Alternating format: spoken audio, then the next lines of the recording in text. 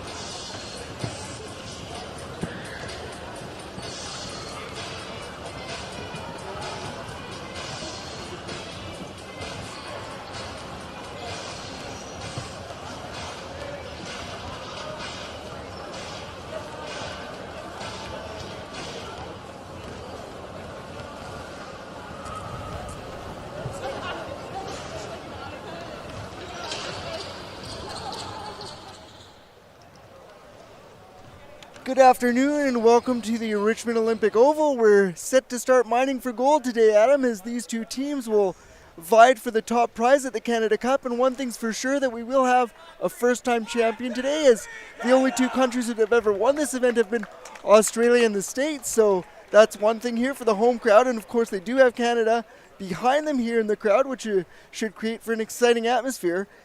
These teams also played a dress rehearsal yesterday, pardon me. And perhaps you can fill our listeners in on what that game looked like. Well, thank you, Colin, and good morning, everybody.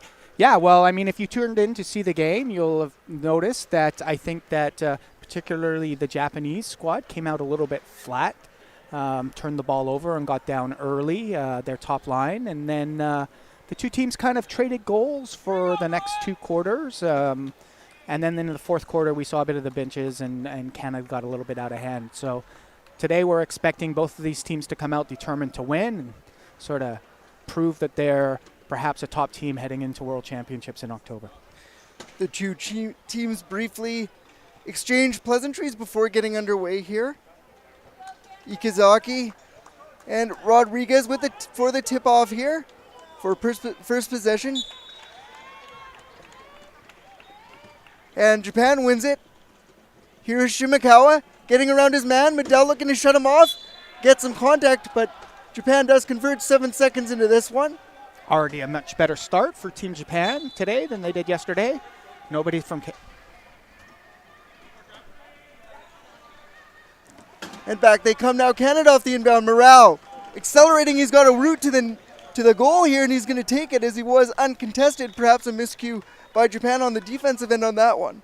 Yeah, reasonably easy goal for Canada there after a short delay, getting an inbounder to get the ball in for them. EK now working it out for Japan, directing traffic. Medell trying to shut him off. He palms it with one hand, now gets a pick there and is able to send it away. Here's Shimakawa.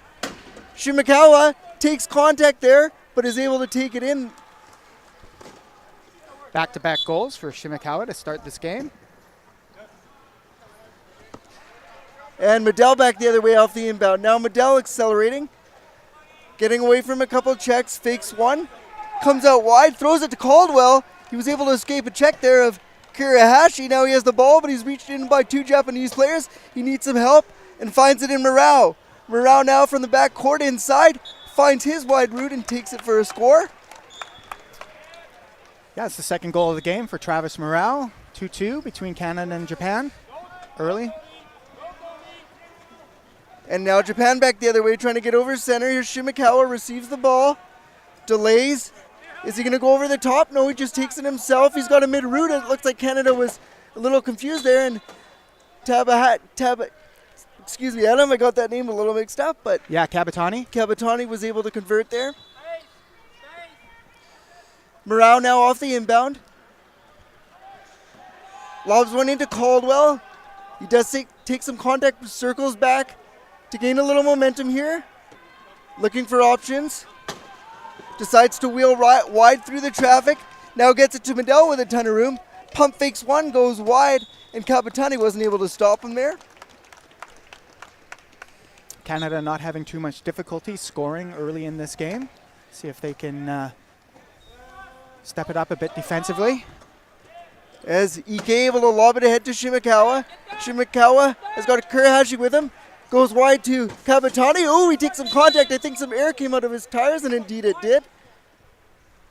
Yeah, nice hook pass there by number 21, Ike, over a center to Shimakawa.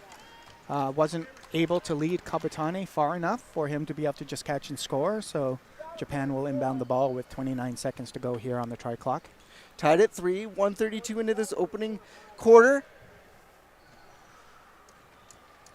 As we are now ready to go, and these pit crews in these events are so quick and seamless in doing what they do to allow the game to flow. It's quite impressive, really. Well, they only have 1 minute to fix whatever equipment issues the players have, so they need to be quick. Shimakawa back the other way. Kabatani trying to help him out and pick out Medell. Morale out to meet him as well. Takes the wide route. Doesn't like what he sees, so he goes another direction. Now he's shut off in the middle. But he does find that wide side and shimmies his way in appropriately. Yeah, Rodriguez there got a little focused on trying to deny 21 Ike from putting out to post up and left that corner wide open for Shimakawa to ride through, wheel through. Caldwell gets it back off the inbound, pump fakes, takes some contact, throws it ahead to Morale. A little slow as he takes contact from Ike, but he's able to field it down, fights him off, finds Medell in the middle. That was pretty impressive there. Yeah, nice job by Canada and Travis to protect that ball in a bit of a dangerous area on the court under pressure. Ike working his way back off a good pick, lobs one up ahead. What a pass there to Shimakawa. Quick execution, and that's what when Team Japan's going well, what they're known for is that quick lob out of coverage. They do have the ability to strike quickly after a goal if you're not prepared. I'm sure Canada will be looking to try to slow that down. Medell back the other way. Gets over to center now. Takes a couple contacting plays, but gets it to Caldwell, who scores there. So the back and forth affair continues. We're tied at 5. Yeah, Caldwell's first try of this match. Capitani now back the other way. Over center. Bounces it. Ooh, pops out of his chair almost, but makes a good pass to Ike. And he'll convert on that one. Yeah, nice job there by Capitani to find Ike. Morale off the inbound. Gets it to Medell. Kurahashi trying to stay with him. Shimakawa trying to help out, but they can't stop him. He's got his power going. He takes it all the way. Yeah, both teams' offenses are cruising at the moment. See which team can find the defensive stop first here and see if they can get an advantage. Shimakawa over the top to Ike, and again that duel executes here. Back-to-back goals for Ike. Morale wants Rodriguez and gets it back again. Morale now to Medell in double coverage, fields it down well. Now gains some speed through center court. And again, takes it all the way. So you see that great speed and power of Medell there. Once he gets that straight route and some motion going, very, very tough to stop. Yeah, he's going to have a step on any of these players out here right now. So Japan's going to have to stop his momentum before he gets it going. Ike in double coverage. Gets it to Kabatani. He takes some aggressive contact. And he calls equipment, I believe. Yeah, it looks like perhaps a flat tire there after the hit from Medell. So Japan will have 27 seconds on the try clock here. It's already there. I think it was Kabatani who got the air out of his tire the first time as well. So, yeah, I wonder how many spares he's got over on the bench there. Equipment people will be busy. And just like that, we're almost set to go. And Adam, why don't we explain a little bit to the viewers at home that may be watching for the first time about the player timeouts that each team has 4. Yeah, so in a game of wheelchair rugby, each team starts with 4 30-second timeouts, which can be called by the players during the live play, and it's often used to stop an imminent turnover. If somebody's falling out of their chair or about to go out of bounds or something like that, the athletes will call them to maintain possession of the ball. As Shimakawa scores, and I also refer to them in simple terms as the get out of jail free card. They are get out of jail free cards. They get a lot of them. I think be interesting to try a tournament where teams didn't have them and see how it goes. Yeah, I think so too. Medell working his way out of the defensive end, now over center. Bounces the ball. Shimakawa trying to stay with him. Now he gets it over double coverage as Medell to Caldwell, and that was the one duel that I was really noticing in Canada's first game that I did, was those two really work well off one another. Yeah, Cody has had a great tournament so far for Team Canada, and that's his second try of this match. Shimakawa, Kabatani, Caldwell out to meet him, and back to Shimakawa. A little good give and go there. Still not over center, and now they are. A lob pass again to Ike, so Ike is really known by you can see how much he pops out of his chair with his tall body. He also likes to palm the ball with those long arms, makes it really tough to stop. Yeah, good job by Japan to score the goal there. That's the closest to a 12-second violation we've seen yet this game. Japan used all of 12 seconds to get that ball over half. And again, it's Caldwell and Medell executing on the offensive end, so we are tied at 9 here, 3:49 to go in the opening quarter. Neither team has used the player timeouts yet, so both still have 4 in their back pocket. Ezike working out of his end there. Looking for an option. Oh, threw that one into coverage. It's off a Canadian chair. Who's got it? I think Japan did recover. Let's see here.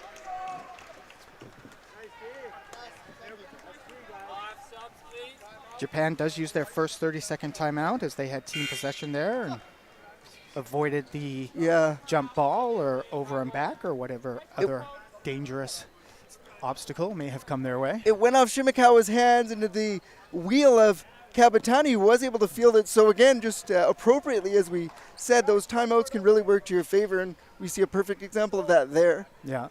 You know, Morale sort of got his hands there without being able to see the ball and sort of forced the Japanese players to use that timeout. So we're about ready to get underway. Japan makes a couple of substitutions. Hasegawa in, as well as Hashimoto. A little surprised to me that they took Ike out, but now over the top here is Hashimoto, so is making his presence felt almost immediately as he is able to convert the try there. Yeah, nice job by Japan. Quick goal after that timeout. Whitehead also into the game for Canada, gets a touch and gets it to Medell. Now wheeling out of his own zone.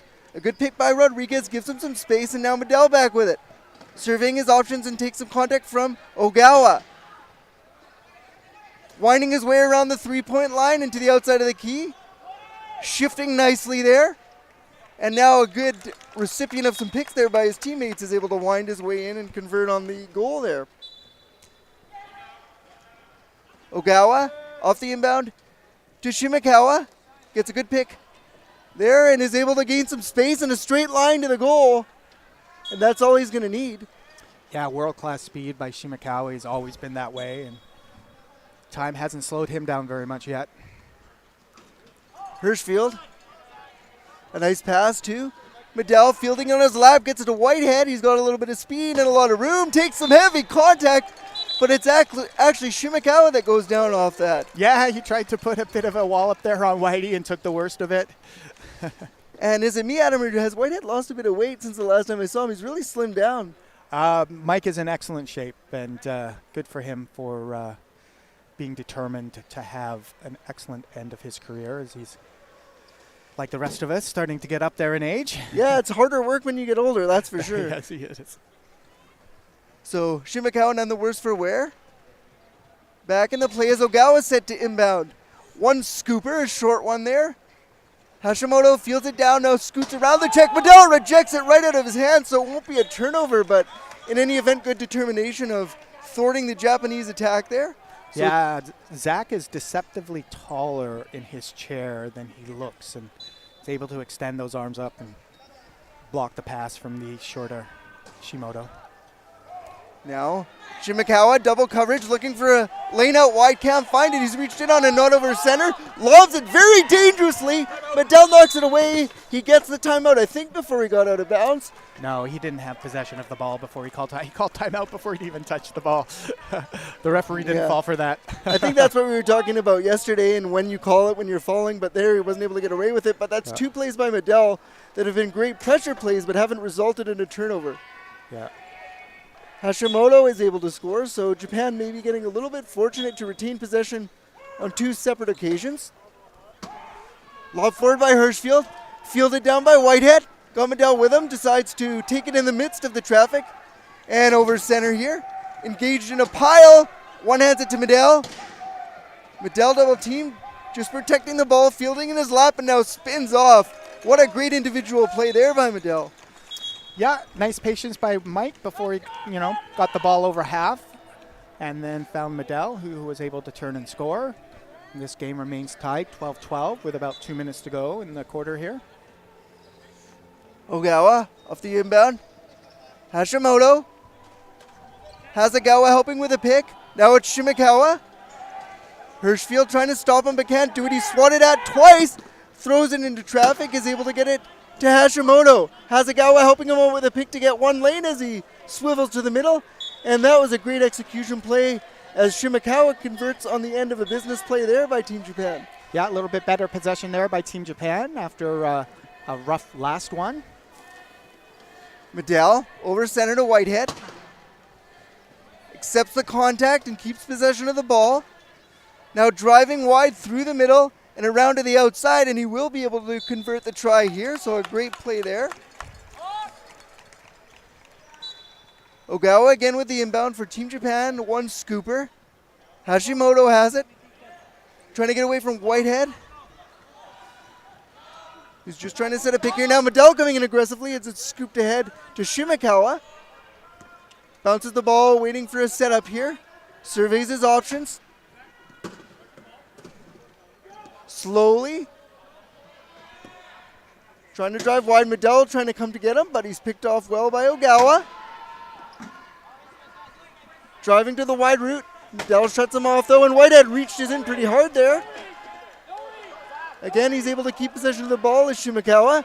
Now lobs it over to the top of the middle, a risky play, and that is going to be a turnover, I believe. Yeah, first turnover for this quarter. That was a bit of a errant pass there by Shimakawa.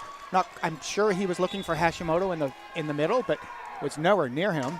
Good job of Canada by keeping to rotate out of the coverage and shut it down. And now what can they do in transition here? 47 seconds to go. Here is Medell. Over center now, bounces the ball. Driving wide, he's in a ton of traffic, using those big arms to scoop it to Whitehead, who fields it down in his chest. He delays, and now we're going to see some clock management here, Adam. It is going to be Canada's possession to start the second quarter, so I'm sure they'll be looking to score last goal, although there is a big difference between the game clock and the try clock, so they'll have to use a timeout if they're going to score last, and it looks like they're going to do that. So if a team uses a timeout and there's less than 15 seconds on the try clock does reset to 15 seconds, which allows the team to keep possession of the ball for longer than 40 seconds, as Canada is doing in this situation. Trying to get the last goal, get their lead, and as you mentioned, start the second quarter with possession. So big play there if they can execute here with 14.8 to go. Very entertaining quarter so far from the Richmond Olympic Oval. We are playing for gold today, folks. We've got a pretty big crowd at the Richmond Olympic Oval as well, one far bigger than we've seen to this point. Well, it's a Sunday afternoon and the beer garden's open, so if you're close to the Oval, I would suggest you get down here for the second half and enjoy a nice cold one and the atmosphere here. As Canada off the inbound, Medell takes it in triple coverage, gets it to Whitehead. Whitehead's got 10 seconds to go, gets a countdown from the bench. Can Canada make the conversion here? Here's Hirschfield, takes a big bump from EK, but is able to get the try. EK. Short bounce pass. Japan's probably just going to play this very conservatively. They do as Hirschfield whacked in a little bit. But on that last play there, they're able to go into the first quarter and the second quarter with a lead, 1 point by 14-13. Yeah, pretty even first quarter by both teams. Canada, by my count, had 0 turnovers, and just the one by Japan. You know, the first few minutes of this quarter was backwards and forwards, and once Japan made the sub and put in, I don't want to call it the young lineup because Shimakawa's out there, but Hashimoto is certainly a new player. Canada was able to get a couple of good looks on defense and almost create a couple of turnovers. And wise play by EK there, not to send that ball deep to Hashimoto because it's early in the game and that's a big chance. You certainly don't want to give Canada another inbound down by your goal with 4 seconds left. No, you're right. Yeah, definitely well to play it conservative there by Team Japan. And you are also right in addressing the fact that Canada, Medell was able to reject a couple away that didn't result in turnovers, but you can see they're right there in the hip pockets. And the one they did cause was about 30 seconds of good team rotation on defense before it was ultimately turned over. Mm-hmm.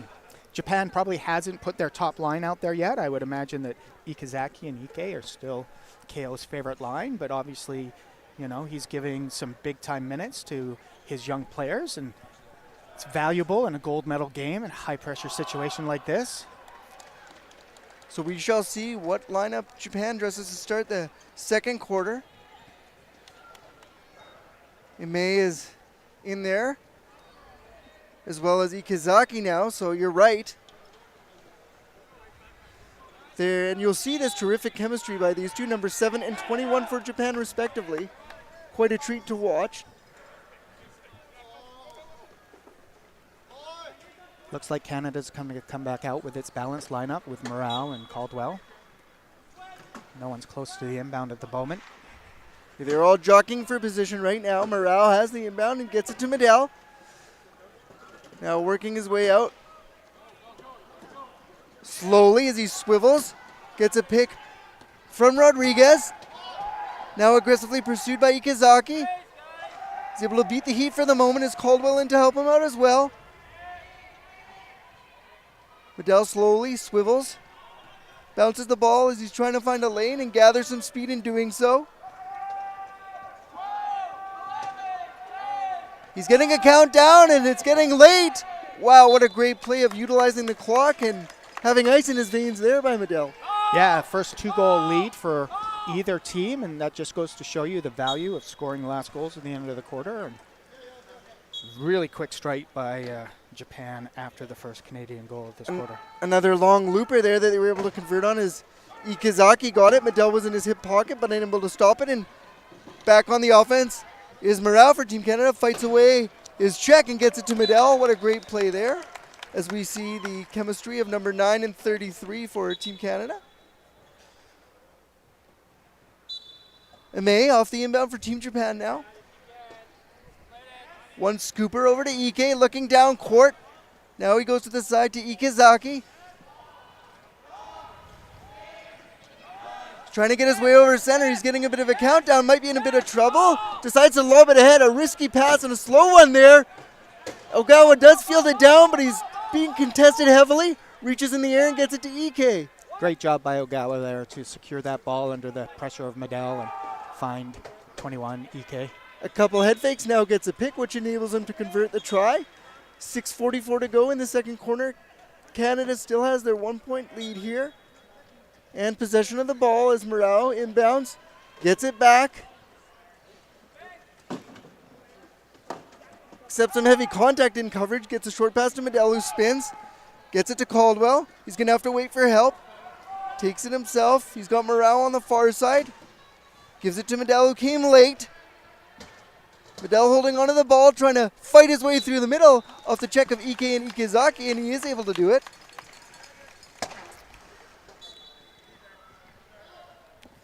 Ogawa one scooper. Ikazaki. Off a lot of traffic. Medell is going to be able to shut him off and cut down his angle here. Forced to spin in the other direction.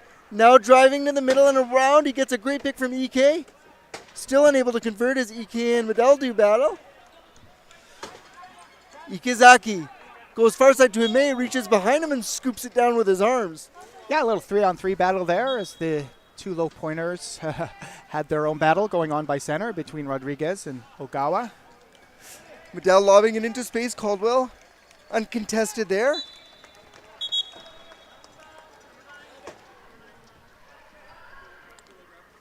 Canada able to expand their lead by 2, the largest they've held in this game so far, 18-16. And we're waiting for the inbound here. Finally, here we have it. Ime. Ike. Trying to get away from the initial traffic, and he's able to do so. Ogawa right in front of him to set a pick as he's over center. Initiates contact with Morale and then gets it to Ikazaki. Nice job by number 21, Ike there, to move the ball up before passing to Ikazaki for the try. Medell now off the inbound. Bit of a dangerous situation here for Canada. Oh, Medell does inbound the ball. Some more air went on some tires here, and it is Medell who calls the equipment. I was wondering why he didn't call equipment right away, but since he waited until after he passed the ball to Caldwell, Canada is going to get to inbound the ball 20 feet up the sidelines versus in the corner if Medell had called it right away, which gives him a little bit more space to operate. A nice veteran play, and every inch does matter on the court. It's hard to inbound the ball in the corner. As I've mentioned before, you're not able to move on the sidelines like you can after a goal, so it's important that your teammates get into position in order for that ball to come in. And now the inbound comes to Medell right through the middle. Great play there, and one more scoop over to Caldwell, looking dangerous, and they say no. Yeah, just a bit of an off pass there by Medell. Certainly no pressure, and just put the ball a little bit too far in front of Cody for him to be able to reach it. Ike now one scooper. Ikazaki. Driving wide, he's getting a countdown as he needs to get over center. And he won't be able to do it, so they do use a timeout though, I believe. Yeah, referee is signaling timeout. I didn't see who signaled it. I didn't see it either. I thought it was just going to be a turnover, to be honest, but apparently they called it. It was right on the 28 mark of the try clock here, so they certainly left it to the last moment to call that timeout. It looks like subs are coming back in. Forcing Japan to use their second player's timeout. They have 2 more. Canada with 3 left. That will come into play probably, assuming the game is close, as you'll see later on. May off the inbound at half court. Doesn't have much of an option as his teammates are locked up. Now Shimakawa comes back to give him one and scoots back wide to get some speed. Brown and Medell both on him, but able to get it to Hashimoto. Pump fake, trying to decide what route to take. Medell really forcing him back. Does he force him into a turnover? It's palmed. Oh, what a great play by Shimakawa to recover possession. And you can tell that one hurt Medell as you see the grimace on his face as he was inches away from turning that ball over. That was a 50-50 play for sure, so good job by Shimakawa to maintain possession for Japan and tie this game up. As we see the one palm pass, a little too far ahead of him. Caldwell was there. They both go up with palms ablazing, one each, knocked loose, but Shimakawa able to recover possession, and Caldwell has a bit of an equipment issue that's now fixed. Looked like they were high-fiving. Yes. As Caldwell set for the inbound. Short pass. Rodriguez back to Caldwell. Working his way around. Oh, and almost another turnover, but Medell able to stay in front of the ball. Good positioning there by him to retain it. And now he scoots to the outside, but they won't be able to get over center. Yeah, Zach just lost a little bit of track of what the where the count was and probably should have used the timeout there rather than trying to move the ball. Both teams guilty of a little bit of turnovers and sloppy play as they've kind of exchanged it in recent possessions each. Yeah, Canada's second turnover. After Cody ran that give and go with Eric, he probably wanted to move that ball to Zach a little bit quicker, which would have helped Canada be a little bit more successful on that possession, I think. Hashimoto back with it on the offensive end for Team Japan. Medell trying to stay with him. Now he gets a good pick there, and Hasegawa helping him. Oh, that was a dangerous pass by Hashimoto over to Shimakawa, and they were able to just find it right on the goal line. Very close to being intercepted. That's a little bit better. See how much more quickly they got the ball up there to Zach? Indeed, and now Medell working back with it. In double coverage as he bounces the ball, looking for an option in behind him. Now swivels wide. He does have a lane. And now he gets it to Caldwell. Accepts a little bit of contact before converting the try. Ime off the inbound. Looking for options as his men are all tied up on the left side of the court. So he goes right side here. Shimakawa. He's got some space and some speed. Dodging through the initial checks as he gets it to Hashimoto. Before center, lobs it into space, and Caldwell almost picked that off. Wow, both teams are playing with fire here and getting away with it for the most part. Shimakawa is getting lots of practice catching dodgy passes so far. Caldwell looking to start things on the offensive end for Team Canada. Morale wants it, Morale gets it. Hashimoto out to meet him, but he spins off. Now gets one to Caldwell. Both men pop in their chairs as Shimakawa contacted him, but Caldwell has speed and the ball still. And he's got a lane, which he does use. Probably could have been a violation on Shimakawa there. It looked like after the hit on Caldwell, he came down and hit him with his hand, but really a non-call by the referee and an easy try for Canada. Shimakawa powers through 2 checks in the middle. Great individual play there by him. 3:31 to go in the second quarter. As this tight affair sees Japan leading by 1, so Canada did have a 2-point lead at one point in this quarter, but has now seen it evaporate. Medell, great pass to Morale, doesn't have any speed, but he fields the ball, waiting for help. Just accepts the Japanese contact and leaves for Medell. Medell now slowly, looks like he's going to go wide and then just uses the middle lane, and with his power was unstoppable there. Short pass off the inbound. And one more down court. Wow, what a pass that was. Shimakawa to Hashimoto. Medell in his hip pocket, not making his life easy. Nice job by Hashimoto to get position on Medell to be able to receive that long pass by Shimakawa there. Canada set for an inbound as it's Morale. They're trying to double team Medell, preventing him from being an option. Caldwell has it now. Morale. He's in traffic. One-hand pass. Medell scoops it up in his body. He's got Caldwell going wide side. Just decides to keep it himself for now. Pump fakes, goes middle. Now does go to Caldwell. So a little deception in opening up that passing lane by Medell. Good execution of the 2-on-1 there by Canada after I thought they were a little bit poorly spaced before they had the ball over half. Hasegawa gets it now in a little bit of trouble as they had to go short. Now he's trying to be forced out court, and then you have to use a timeout. So a great job of anticipation by Canada, knowing what was coming, and perhaps a little oversight there by Team Japan off the inbound. Yeah, that's a good job of running a double-double there by Canada. They forced the give and go between the two low pointers, and obviously Canada is able to force Japan to use their third timeout of this first half. And as we mentioned, that will probably come into play, as you see here. Canada's still got 3. It's a tie game for now. And I'm sure both coaches would want their teams to settle down a little bit. It's been a little bit frenetic. As we mentioned, a few turnovers, some risky passes that haven't resulted in turnovers, especially on the Japanese side of things. Well, this second quarter has provided a few more dicey situations than perhaps the first quarter did, but that's great for us because it makes it more exciting, in my opinion. Yeah, as they say, the fans love it. Maybe the coaches don't, but... And back they come now as Team Japan, Shimakawa, using his speed, fighting off some checks. 2:39 to go.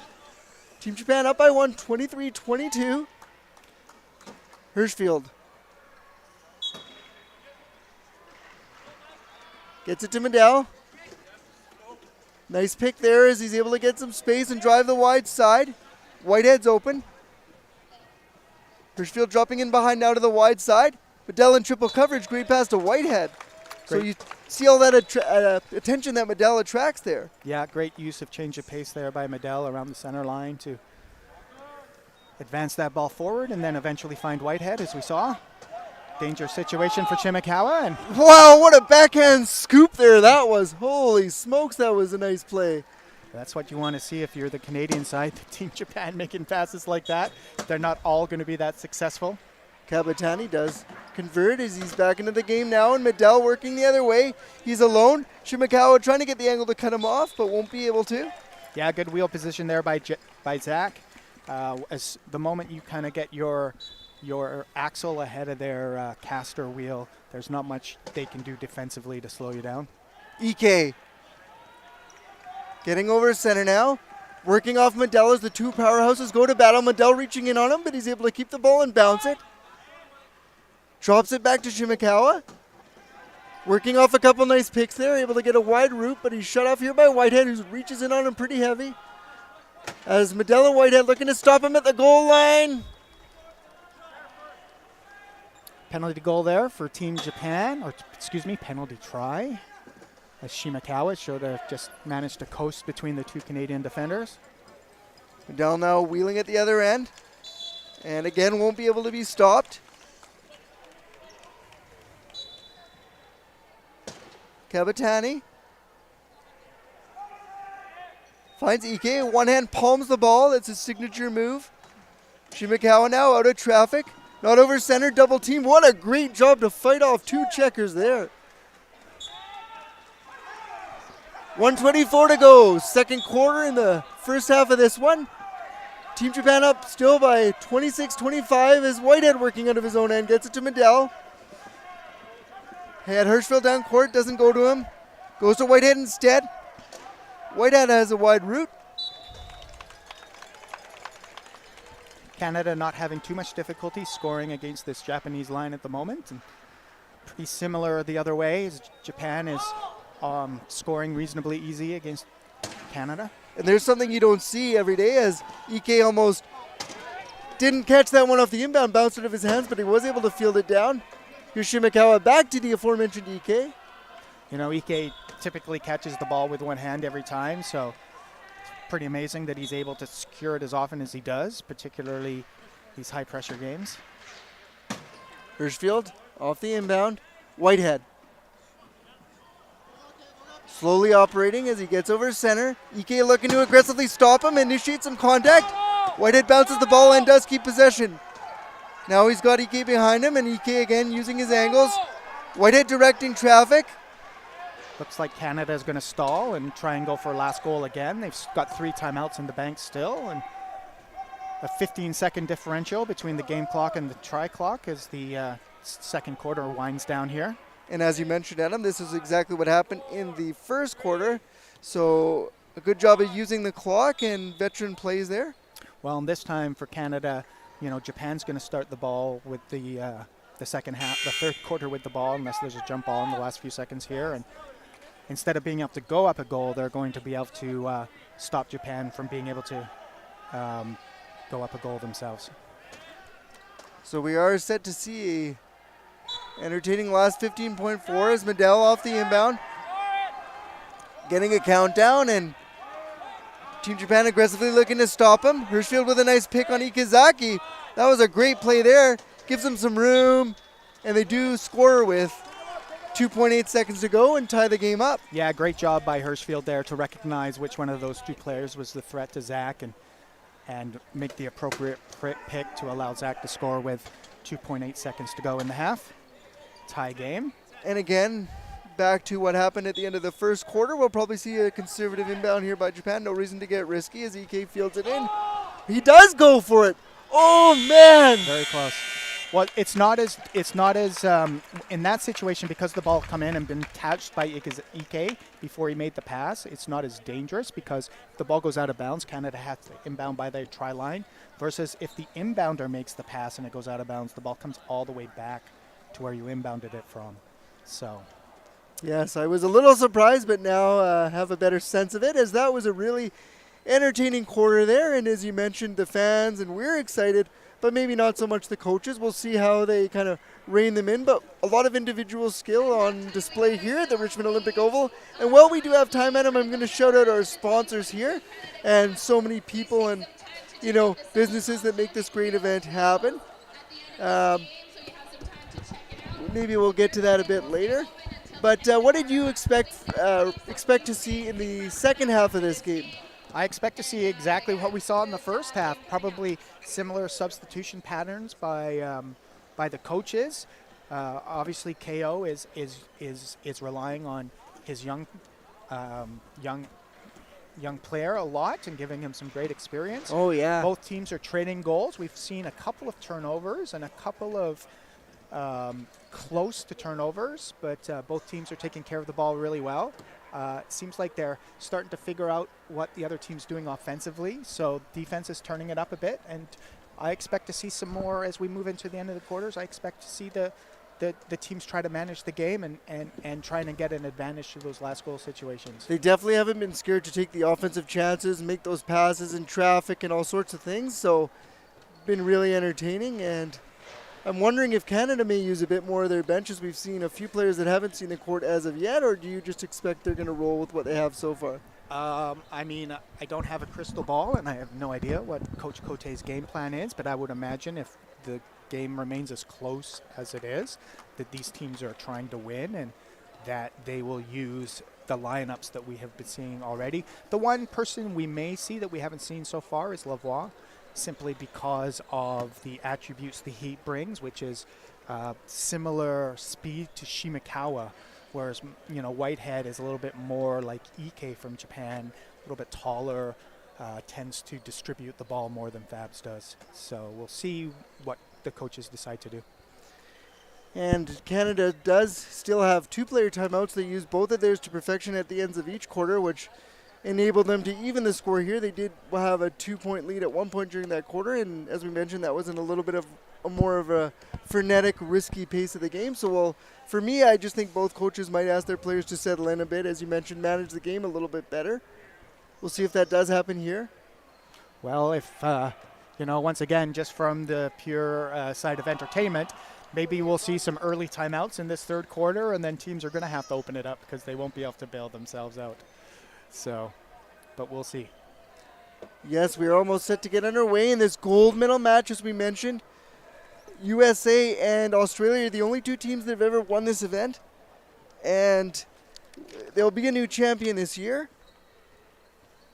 So that'll be interesting to see. The home crowd here hoping that Canada is the one to make it through. And while we have a second, we'll just take a shout out to all our sponsors, as I mentioned at the start, that make this great event possible, starting with the Government of Canada and BC, Richmond Sport hosting, the Richmond Olympic Oval, this a terrific facility we're in now, Vesco Wheelchairs, Moulton, a few great hotels, including the Vancouver Sheraton Airport, Hilton and Marriott, World Wheelchair Rugby, the Wheelchair Rugby Canada Association, and BC Wheelchair Sports, as well as all of our great volunteers. Yeah, this event has been running since 2004, and of course the BC Wheelchair Sports Association is the primary force behind that. They do a great job, and this is a great tournament, so thank you very much to them. We are underway here. Shimakawa, as Canada collapses into his zone defense, has a little bit of room here. Caldwell looking to thwart him with one arm, and I think he was reached in on there.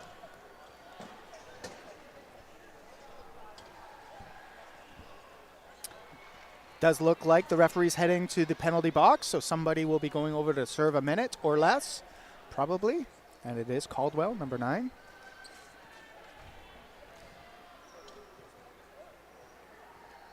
So we're set to go here again. Canada inbounding the ball, Japan inbounding the ball. EK to Shimakawa. Slowly negotiating things and surveying his options, and he's able to squeak his way through some checks. Now he's just going to delay in hopes that they trap the inbounder. We'll see if that works. Well, they are going over to trap Caldwell, but Caldwell's pretty comfortable inbounding the ball, so sure he'll just call inbounder and work his way down to the baseline to get play underway. Yes, has inbounded the ball quite a few times in this game already, and is set to do so again. Morale into his chest. Medell gives him a nice hard pick on Ike, and now gets it back. One over the top to Caldwell, and those two work well together again. Yeah, reasonably easy goal for Canada there as Caldwell scores the first try for Canada in the second half. Norimatsu into the game as well for Team Japan now, as Shimakawa looking to get away, drives wide. Caldwell out to meet him just before center. Now Norimatsu is able to take that ball into his chest. Medell not making his life easy. He drops it off to Ike. Ike, a one-arm pass back to Shimakawa. As he's working his way around traffic, gets a pick from Ike, takes it all the way to the wide side, is forced to turn again. Medell all over his pocket. Now he's getting a countdown. Will he be able to make it? Great pass there to Ike, who just backs his way in. Yeah, that was a nice long pass over top of a few defenders to Ike as the try clock was getting low for Team Japan. Caldwell. Short pass to Rodriguez, and one more over to Medell here. Gets over to center. Shimakawa trying to stay with him, forcing him to make a different route. Caldwell in now for a pick. Medell reaches up. It's rejected out of his hands, and Shimakawa recovers possession. So a big play there by Team Japan. Yeah, I think Medell there probably should have just been a little bit more patient before he attacked the key. Really had nowhere to go, and then the ball was able to be knocked loose as he was lifting it up and down there. First mistake we've seen from him, not first mistake because I guess he had that unfortunate pass in the first half, but first mistake we've seen from him in the second half. Ike just biding his time here before converting, that he does now. And Medell forced to declare himself an inbounder. Looking for an option. Finds it in Caldwell. Morale is down court, doesn't receive it. Instead it's Caldwell. Getting a good pick from Rodriguez. And now to Medell, just over center. Nice swivel move. Ike looking to shut him off, as well as Shimakawa. A great pass to Caldwell in motion, as again he delays, gets the coverage, and scoops it over the top to a moving Caldwell. Yeah, good for Canada to be able to settle it down after that mistake on that last possession and keep this a one-try game. Shimakawa fighting off a couple checks, has got some speed. Pump fakes one way. Partially rejected out of his hands, but Ike able to field it down.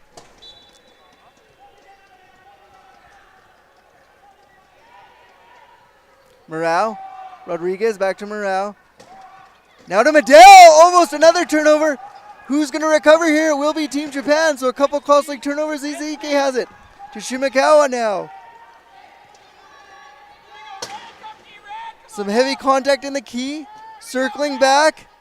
And now they turn it back over. So a couple mistakes each way, but now I also think we have a penalty.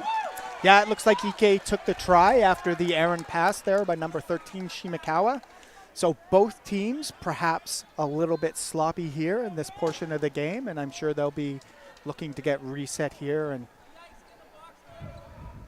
keep this a close game. Japan does have a 2-point lead now, 31-29 over Canada, 5:17 to go in the third quarter. It is Canada's possession, so they are in a position to, of course, bring it back to a one-try possession. One-try game. Working out of his own end slowly. Getting over center. Morale with him. Waiting for things to get set up here as he's just going to delay as long as he can so they can trap their man in the box to declare himself inbounder. And now we'll see Ike declare himself inbounder, I'm sure. So Ike came out of the penalty box, calls equipment, and is being trapped there by Caldwell. However, Caldwell does have to give him a meter or give the equipment person a meter. So that may allow Ike to be able to work his way out of there without calling inbounder. We'll see what happens. Perhaps a nice advantage for him, as you're right. Nobody, ball's on the ground, and nobody's gone back to inbound. So now the low pointer does for Team Japan. That's Hasegawa. Shimikawa now. Working his way out. He's got some speed in a wide route. Medel contacts him hard, but he gets it to Ike. And one more pass to Norimatsu down court. He was facing the wrong way. Now he turns around and does eventually score a try.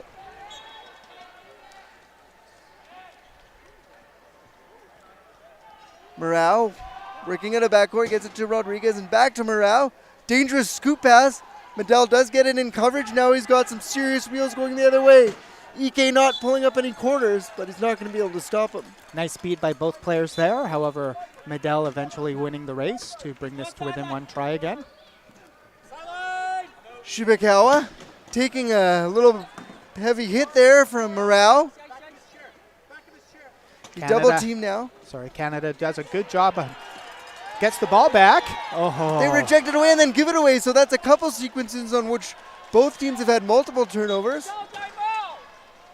Yeah, that's on the far side of the court, so it's hard to see exactly what happened. Morale obviously recovered the ball and was getting knocked out of bounds and wasn't able to get a timeout before Japan got the ball back. Yeah, the Canadian coaching staff was a little bit confused by that one. They wanted a timeout, angry that they didn't get one. Now it's Medel to Caldwell. He's got a middle route, and that's all he's going to need. 3:56 to go.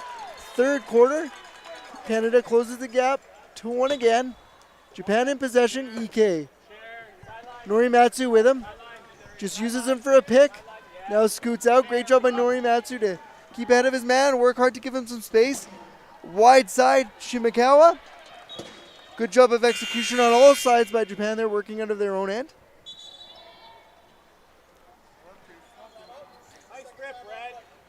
Japan is taking a timeout here, and I'm assuming we're going to see some substitutions for both sides.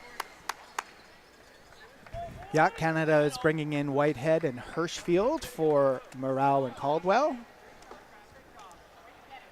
Hashimoto's come in for Team Japan, along with Ogawa. Hirschfield, short pass. Whitehead fakes it off, working off Ike. Great pick there by Rodriguez to give him a bit of space. And again, but Ike undaunted initiates contact, bounces off Whitehead. Whitehead with a great scooper to Medel. Reels it into his body, now double teamed as he squeaks through the middle. Nice job by Canada. Working the ball up the close side to us with not a lot of space. And Medel's able to beat the two Japanese high pointers to keep this a one-try game. Ogawa off the inbound. Short one to Ike. In double coverage, being swatted up there by Hirschfield. Hashimoto, great pass into space there from Ogawa, working his way all the way from down court to open himself up there. Yeah, nice communication from Ogawa there to let his teammate know that he's open for the pass. Whitehead, the veteran working out of his own end, pops one to Medel, bounces it down with one hand and does control it. Straight ahead through center, accepts a couple contacts on either direction. Keeps going. and swivels his way in and almost angrily puts that one down on the court after. Looks like he took a bit of a hand in the face before he was able to score that try. So I think that gave him a little motivation to move the ball up. Now trying to work off Ike, who does have the ball. Now Medell reaches on him pretty heavy, so you're right, he did look pretty angry. So we'll see. Anyway, bit of a going for the jump ball. Fortunately, makes contact with the arm and it's called for the penalty instead. As he reached in pretty heavy there. Yeah, and he's still trying to work out something in his eye, so you're right, he looks like he got a finger or something in there. Sharing the penalty box with the head of Loire, it looks like. Especially when they get sweaty, that's a little bit of salt in the eye, make matters worse. Yeah, looks like he did take a finger in the face or something. Ike. Slowly operating his way through center. They do have a manpower advantage. Hasegawa to Ike. Methodically working his way through the offensive zone, just taking as much time off the clock as he can. Bouncing the ball slowly here. He's got a few options, decides to keep it himself for now. Winding around the wide side. Scores the try. Yeah, Japan just not in a rush to score there. With Medell in the box, just taking their time to be able to try to set up their defensive look before they score. Medell inbounding it now. Whitehead, a little bit of a dangerous pass, fields it down. He's on the side of the court here trying to fight his way to the middle. Gets a decent pick, able to get him a bit of space, but he's got to get over center here, and he's forced to use a timeout. Good timeout by Whitey. He was looking for Hirschfield deep, but decided to err on the side of caution with about 2 seconds before the 12-second count expired. As we see, yeah, he wanted the long scoop, realized he wasn't going to get it, and decided on the safe and veteran route there. Both teams have used 3 of their 4-player timeouts. But that really was constructed by the fact that they were able to trap Medell in the penalty box and then force him to inbound, because at that point in time, you know, Japan's got 8 points on the floor versus Canada's 4.5, which is obviously a big mismatch just points-wise. And we're back underway here. Set to get underway. And off the inbound, it's Medell. Winding his way through a couple of checks. He's got some serious speed. He's going to convert that one easily. 2:05 to go. Canada closes the gap to 36-35 now for Team Japan. Yeah, good job by Canada to score there. They were a little bit slow to get the ball in because they were slightly out of the inbounder's range, but were able to work their way back. Ogawa gets it to Hashimoto, kind of stops up before his center, waiting for a lane, and spins the opposite way. It's rejected out of his hands. Whose ball is it? Looks like it's going to be Canada's ball. Great job by Whitehead to get that ball off of Hashimoto's lap, and it must have bounced off his front end before it went out of bounds. It looked like right before he turned it over, Hashimoto wasn't exactly sure what he was going to do, and in that confusion, Canada able to swat it away and cause the turnovers. Now Medell has it. And that's huge for Canada as we wind down the third quarter here. Canada, as of right now, will start the ball with the ball at the beginning of the fourth quarter. So if they're able to execute last goal like they have done so far, that will give them the 1-goal advantage versus trailing by 1 goal like they might be if Japan scores here. Hirschfield able to tie things up at 36, 1:35 to go, and pretty soon we'll start to see the clock management in effect. Ike. Hashimoto takes the contact from 2 different sides. Now gets a good pick from Hasegawa. Ogawa almost loses it. And I think he did, Adam.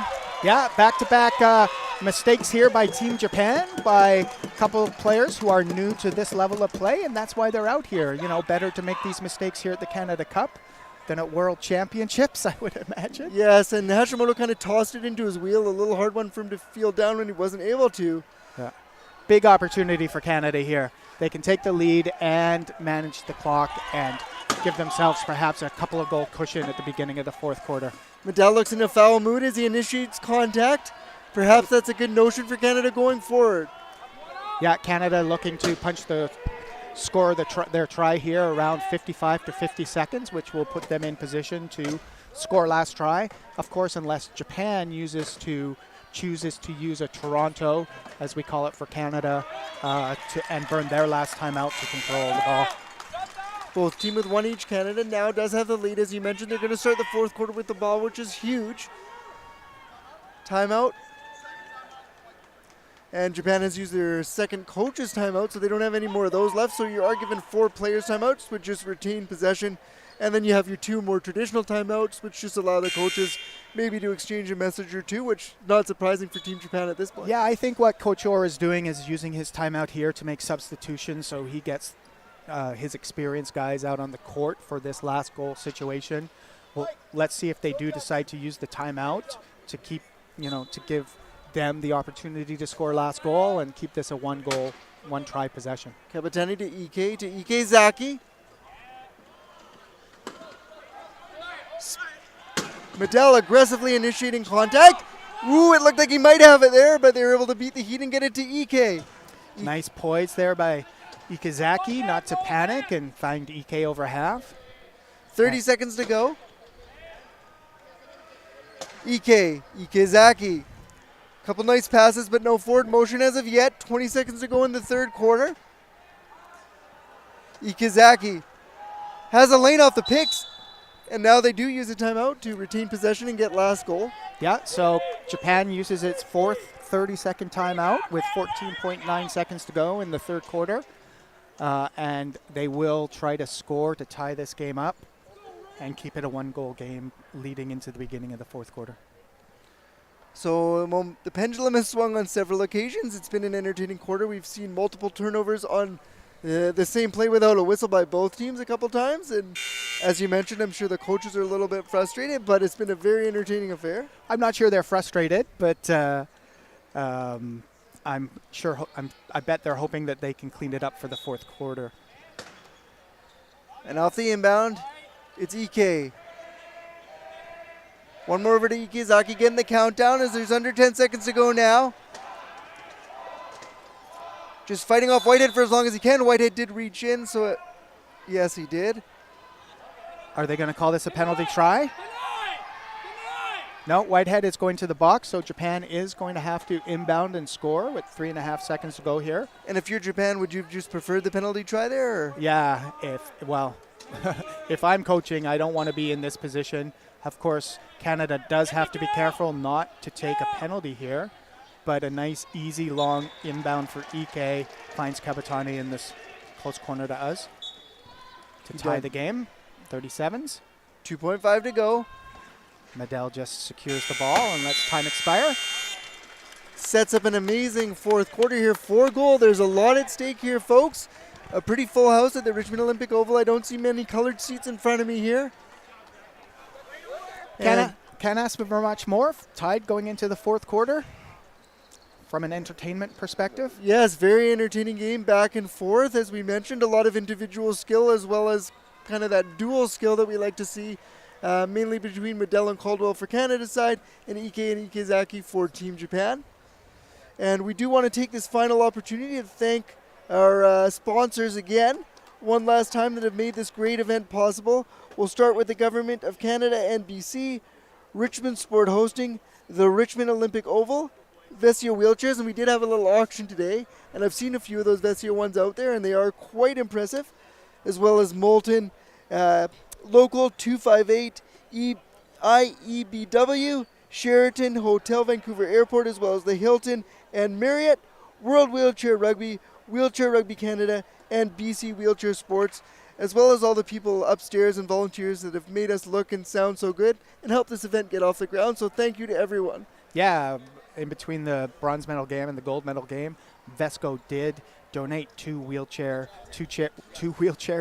to this tournament, a wheelchair rugby chair and an everyday chair, and they were auctioned off in between the games. So thank you very much to Vesco for donating those to us. And the rugby chair was apparently worth about $6,000, and they were able to snag it for someone for $3,800. So quite a deal. Yeah, it's a great deal for whoever got it. So, and thank you very much for donating that money to BC Wheelchair Sports. I might look at Vesco myself in the market for a new chair. We'll see. Can't go wrong. Great and guys. We're set to get Great underway product. in this fourth quarter here. Medell getting the ball off the inbound as Hirschfield got it to him.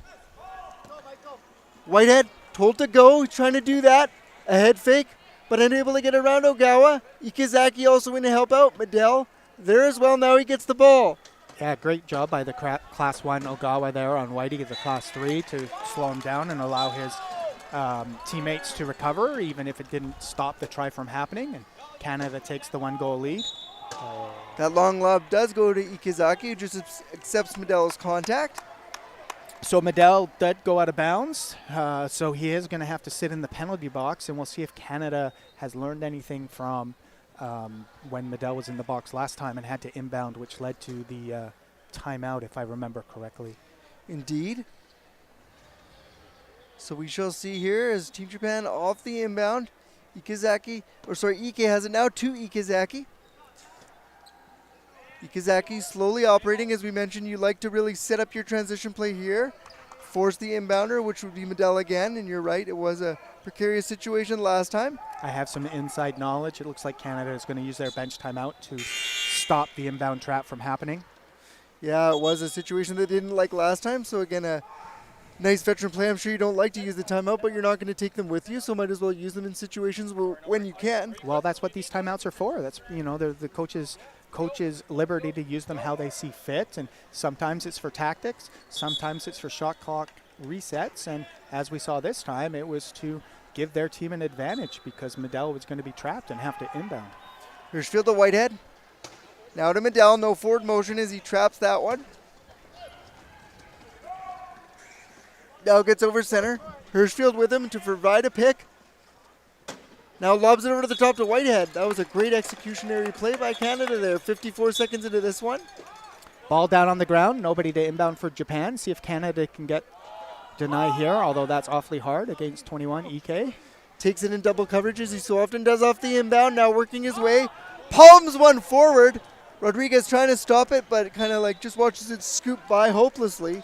Yeah, good vision there by EK to find MIA alone, or not alone, but open deep. Hirschfield again to Medel. Scoots back with that one, goes wide around the traffic, or at least tries to. Still trying to negotiate a route through center.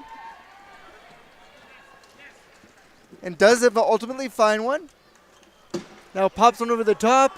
And they weren't able to find it. He was trying to go for Hirschfield. I don't know if he wasn't expecting it or just couldn't trap it. No, I think that ball just came out of Medel's hands a little bit quicker than he was expecting. Second time we've seen him make an error like this game. And, fortunately for Canada, it's still going to be a 1-goal game. And they'll just be scoring to tie it up rather than take the lead. Ikeda Ikezaki going to convert the try here. So they do make Canada pay for the turnover. Japan now up by 1. Canada in possession here. Medel trying to atone for his... Oh, great contact there by Whitehead on Ikizaki. Now Hirschfield gets it in open court. Just going to take it himself. Yeah, better pass by Medel that time, obviously, as Hirschfield's able to secure that ball and score the try for Canada. And back comes Team Japan. Ikizaki. He's got a 2-on-1, but decides to pump fake as a May just gives him some picks in behind. Pretty tough for Whitehead to defend EK. Ikizaki there all by himself with the whole goal for him to score on. Hirschfield wants an option. Medel forced to come back to give him one, but he has it now down the wide side. He's got Whitehead with him, pumping for an option. Wants the ball, but Medel decides to keep it himself.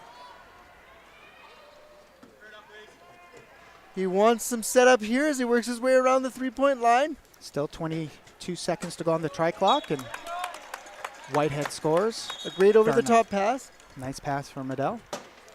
41 apiece, 5:48 to go, fourth quarter. Of course, it may be early, but if this does go to overtime, we will play until we have a winner. Let's see what happens. Ikizaki back the other way, working off a couple checks. They may be in a little trouble. They need to get over center. Wow, what a palm down by Ike with that one hand, as we've mentioned. Gets it to Ame and back to Ike. Working off Medel, protecting the ball. Finds that wide lane now to the middle. What a great shift by him.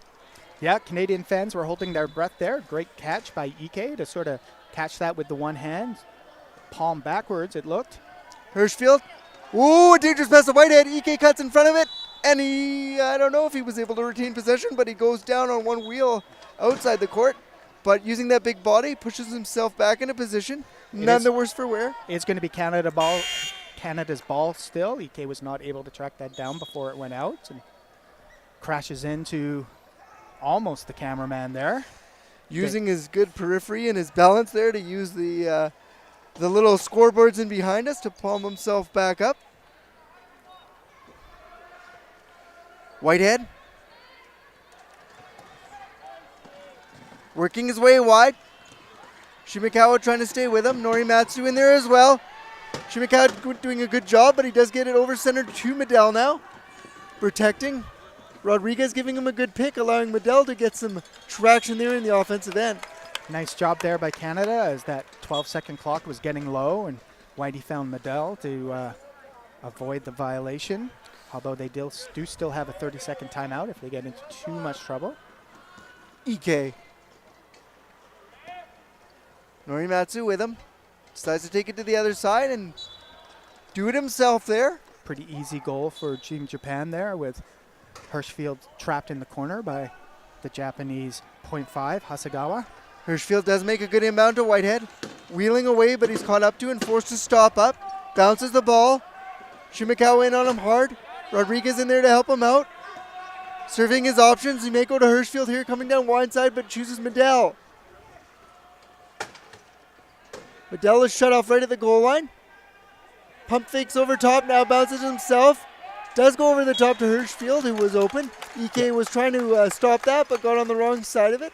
Yeah, Medell needed to find a receiver there because he was in the key and had been for a few seconds and didn't look like he was going to be able to get out in time. Good job by Hirschfield. Shimakawa accepts the contact and goes over, but he does make a pass there, and wow, that's a great play as the contact happened just as he was set to release the ball, but he was able to make a great play to Ike, and we see sometimes players able to get a rest there when they lay on the floors. We see they're pretty tired. Nice job by Shimakawa to not fall on the Canadian player Medell there because that would have been a violation in the turnover. So pretty hard contact as you saw it erupt on his face, but he looks good to go here. Back in the action. We did see one unfortunate injury yesterday as Edmondson of Australia got hurt, came back in the game, but was ultimately forced to leave. Yeah, fell on his shoulder and looked like he was okay as he was playing later on that day. And Medell here is able to even the score of 44 apiece with 4:05 to go. A lot of fours on the board here in the fourth quarter. Ike wants it down the middle. Goes to Shimakawa, not able to take it, and Medell is able to make it a turnover. He just didn't decide to go for it and let it go out of bounds, I think. Yeah, great positioning there by Rodriguez. He didn't get in the passing lane, but got in the wheeling lane of Shimakawa. And Shimakawa was not able to secure that ball, and it rolls out of bounds. And Canada will attempt to take a one-try lead here with 3:51 left in the fourth. Some of those low pointers, they don't get all the fancy praise, or you don't notice them as much, but they're so integral to your team. You know, you really notice the difference between strong low pointers and weak low pointers at this level. And I'm not calling anybody here weak. I'm just saying that they play such an integral role. You just don't always notice it because they're not carrying the ball all the time. Ike converting there to make it a 45-point tie. Canada does have one timeout left with 3:33 to go in regulation, I must clarify. Medell using his speed and power, and he's just going to do it himself down one route wide side. Yeah, blows by Shimakawa there, who's no slouch himself. So nice job by Medell. Ike scoops it up from two Canadian checks, trying to drive middle. Looks like he might have been reached on a bit, but no call. Shimakawa back the other way. Accepts some hard contact. Ike! Great pass over the top. Norimatsu fields a slow pass down in his lap and gives it back to Ike, who was already in speed. Medell, hard contact. I think he was able to score, and he sends Ike over the top there. Hopefully he's okay as we get a look at the contact. First on Norimatsu, he's able to field the ball. Then he finds Ike with speed. Medell doesn't want to give it up at this point. Contacts him hard on the wheel near the end and forces him to go up over the top, and this time he wasn't able to brace himself and went down. Yeah, nice aggressive defense from Canada. We saw Rodriguez step up and slow down Shimakawa. Didn't end up in a turnover like it did last time, but very close as Medell almost was able to force Ike into that cone, but Nice chair control by Ike as he got up on one wheel and cruised across the try line. Every play magnified here. 3 minutes to go, 46 apiece. We're playing for gold here as Whitehead has the ball. Gets it to Medell. And Coach Orr has got his young man, Hashimoto, out here to end the game for Team Japan. Great experience for him and an opportunity to step up in a pressure situation. Hasegawa and Hirschfield were tying themselves up down court. Now reassuming the play as Hasegawa will inbound. Volleys it. And Hashimoto able to take it in triple coverage. Whitehead reaching in heavy on him, but able to get it to Shimakawa. Medell on him. Nice pick from Hasegawa, opening up a lane. Now to the middle. They do get it over center. A slow bouncer. Ogawa able to take it in. And someone is down. Shimakawa is down. I just want to point out that was a great bump into triple coverage there by Hasegawa. Very confident move by him. Yes, there you do see a lot of confidence in very tight spaces in this game. That's one of the things that amazes me the most. I don't know how I'd have the ice in my veins that all these players do, that's for sure. When you're out there, you kind of get into the flow of things and you don't really, you're just confident you can do it, right? It's a little bit different when you're sitting on the sidelines watching. Yeah, exactly. Overthinking is the enemy in all sports. You just have to rely on instinct and talent. We are set to get underway here, I think, as we're getting a little bit of equipment on Ogawa. Seems to be good to go, and Japanese possession from the sidelines. Ogawa. Shimakawa slowly operating and surveying the situation, making sure his teammates are set up the way he likes. Driving wide around the outside. Hirschfield looking to stop him, goes into the middle. Hashimoto forced to reach for that, but he does a good job. Yeah, nice work on the key offense there by Team Japan, and we have a tie-try game again. Whitehead into the middle, great pass to Medell, knocks it to himself a couple times, now fields it down and scores. 2:15 to go in the fourth quarter. Score is 48-47 for Team Canada. Ogawa looking for an option. Finds it in Shimakawa, cuts to the middle nicely there, and drives wide around a pick. Good job by Hashimoto there to provide him a lane. Yeah, Rodriguez unable to get in Shimakawa's way. Force him to have to change direction to get some help from his teammates. 2:05 to go, tie game, fourth quarter. Hirschfield tossed it to Medell, but Team Japan was able to get in the way. And now they do convert on that as Shimakawa at the business end gives Japan a one-score lead. Yeah, I don't think Hirschfield could tell that Ogawa had got his front end into Medell's wing there, and Medell wasn't able to move to receive that pass. And now Japan is leading by one as Medell backs his way over half. Does so neatly. He's got Whitehead with him, as well as Hirschfield. Decides to bulldoze his way through. Tie game again. Team Japan in possession. Canada does have one player's timeout left. Fourth quarter of the gold medal game here. Things really amping up here at the Richmond Olympic Oval. As Shimakawa the other way. Wheels all the way himself. Hasn't started eating the clock yet, has Team Japan. They do have a 1-point lead here. 1:41 to go. Every possession magnified here. Whitehead taking it off the inbound, looking above, trying to find Medell. Decides not to use him right away. Instead using the pick to drive wide. Ogawa contacted him hard. He does stay in field of play here. Bounces the ball now in double coverage. Forces slow up. Goes behind his back neatly to Medell with a pump fake just outside the triple point line. Gets around Hashimoto and scores. 1:20 to go. Tie game. Team Japan in possession. I wasn't able to see how close Mike was there to being out of bounds after the contact from the Japanese defender, but I mean, his wheel almost hit our table, so it must have been pretty close. Any closer, I think he would have been out, that's for sure. Yeah, he would have been broadcasting the game with us if it was any closer. Triple team there on Shimakawa. Great pass, though, over to Hashimoto, who's just going to wheel in aggressively here. 1:02 to go. Japan up by one. 51-50. Yeah, Medell.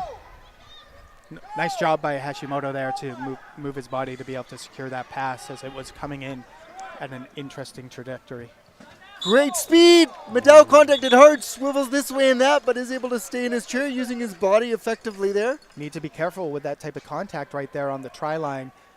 Don't want to be taking a flagrant foul at this point. And I haven't seen any flagrant fouls so far in this tournament. Yeah. So good job by all of these athletes for keeping it clean. You could tell in the third and fourth quarter, especially, a little bit of snarl has entered this game. Of course, with what's on the line, you got to expect that. Shimakawa back the other way. So there is about 12 seconds in between the game clock and the try clock. Japan doesn't have any timeouts, so they will have to attempt to score, which will give Canada an opportunity to tie this game, depending on when and if Japan are able to score.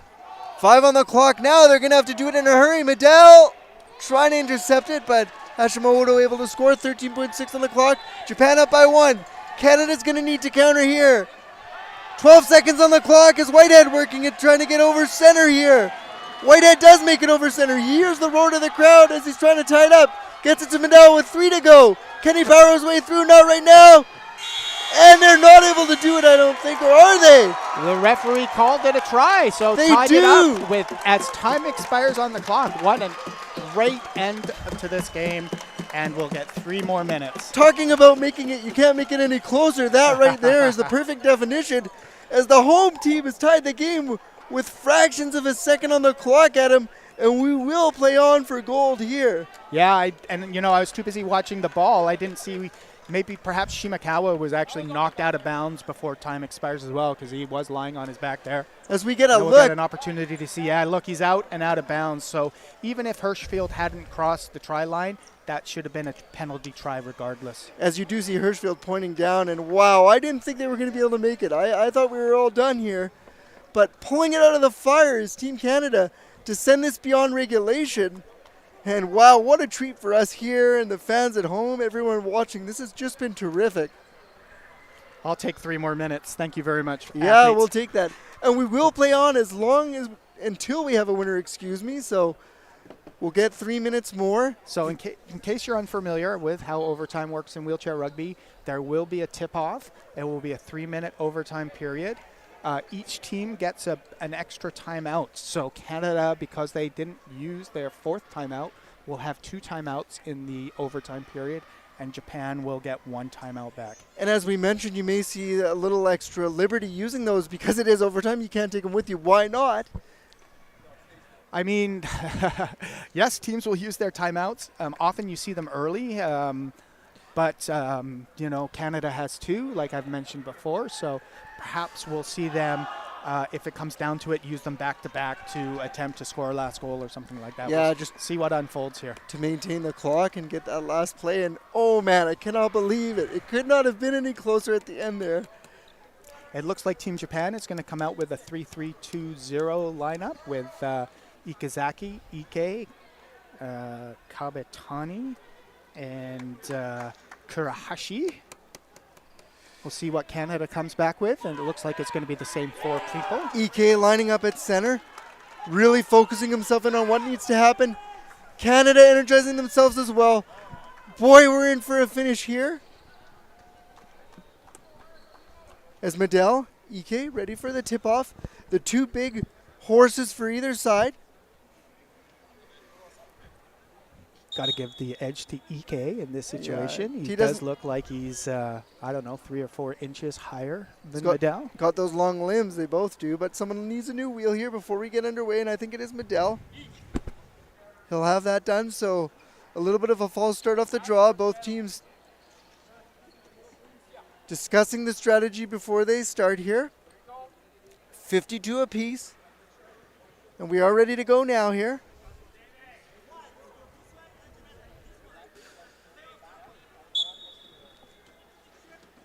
Medel just concedes the tip-off. And what's the purpose in doing that? He probably didn't think he could win. Yeah. EK now has the ball on the offensive end. Hirschfield's not going to be able to stop him, so he takes that in for the try there. 13 seconds into overtime, giving Japan the 1-point lead, 53-52. Whitehead now, pump fakes and goes to Medel. Turns off with it and back to the middle. Good job of Ikizaki to stay with him. Whitehead gives him a bit of a pick, but doesn't do much for him. Now over center, finds Hirschfield in backcourt, has to go backwards. And again to Whitehead in the middle. Shut off there, forced to stop up and aggressively swatted at by Ikizaki. Medel back to help him, gets the ball. Ike in his back pocket here. Advancing forward is Medel. And he will find a route. Yeah, big hole opened up on the far side of the key from us as Medell is able to tie this game at 53 with 2:19 into the first overtime period here. Ike, great pass to Ikizaki. Medell hangs his head as he knows he's not going to be able to catch him. Yeah, great pass by Ike to Ikezaki, and they've been doing that since 2013 on a regular basis. Hirschfield to Whitehead. Looks off his man, finds a route and finds Medell. Doesn't have much motion going for him now as he slowly works over center. Spinning back and bouncing the ball. Waiting for something to open up, and again it's that middle route. Good job of Canada to open that up for him. Yeah, nice job by Rodriguez to get a chair on Ike, and Medell really could have gone either way in that situation. Palming the ball down is Ike. Now he scoops it ahead to Ikezaki. Those two working their great chemistry right off the hop in overtime a couple times already. Yeah, Canada's going to have to find a way to stay in between Ikezaki and their goal if they're going to stop that combination from happening between those two athletes. Hirschfield set to inbound. He needs someone to come back and help him out. Actually, Medell just receives it down court a bit. Triple coverage, able to beat it, find Whitehead. He just ducks, anticipating some contact, and then ultimately takes it over the line. 1:43 to go. Yeah, once Medell starts pushing with that ball, he drew all the Japanese defenders towards him, and Whitehead was able to break ahead and receive the pass. Kabatani, Ikezaki. Spinning off Medell. Kabatani trying to get him a pick, but can't stop Medell here. Japan's in trouble. They're going to have to use a timeout.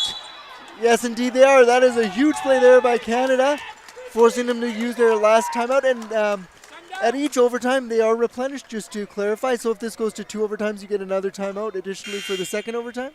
Yeah, if it goes to overtime again, yes, Japan will get another timeout. And I think this is a big play for Canada. Obviously, it doesn't result in a turnover at this point. But now that's going to limit Japan's opportunity to control the ball at the end of the overtime, and considering they're scoring to take the lead, that is huge for Canada. It definitely forces their hand a little bit more, especially in the intensity of overtime and what's at stake here. Shimakawa gets a nice pick from Hashimoto, doesn't decide to take the route. Sounded like air might have come out of someone's tire, I'm not entirely sure though. Shimakawa working off Medell, gets a bit of a countdown. There's 7 seconds on the clock. Is he low? What a catch there by Hashimoto. He almost leapt out of his chair. Wow, I didn't think that was going to happen. Nice job by Hashimoto.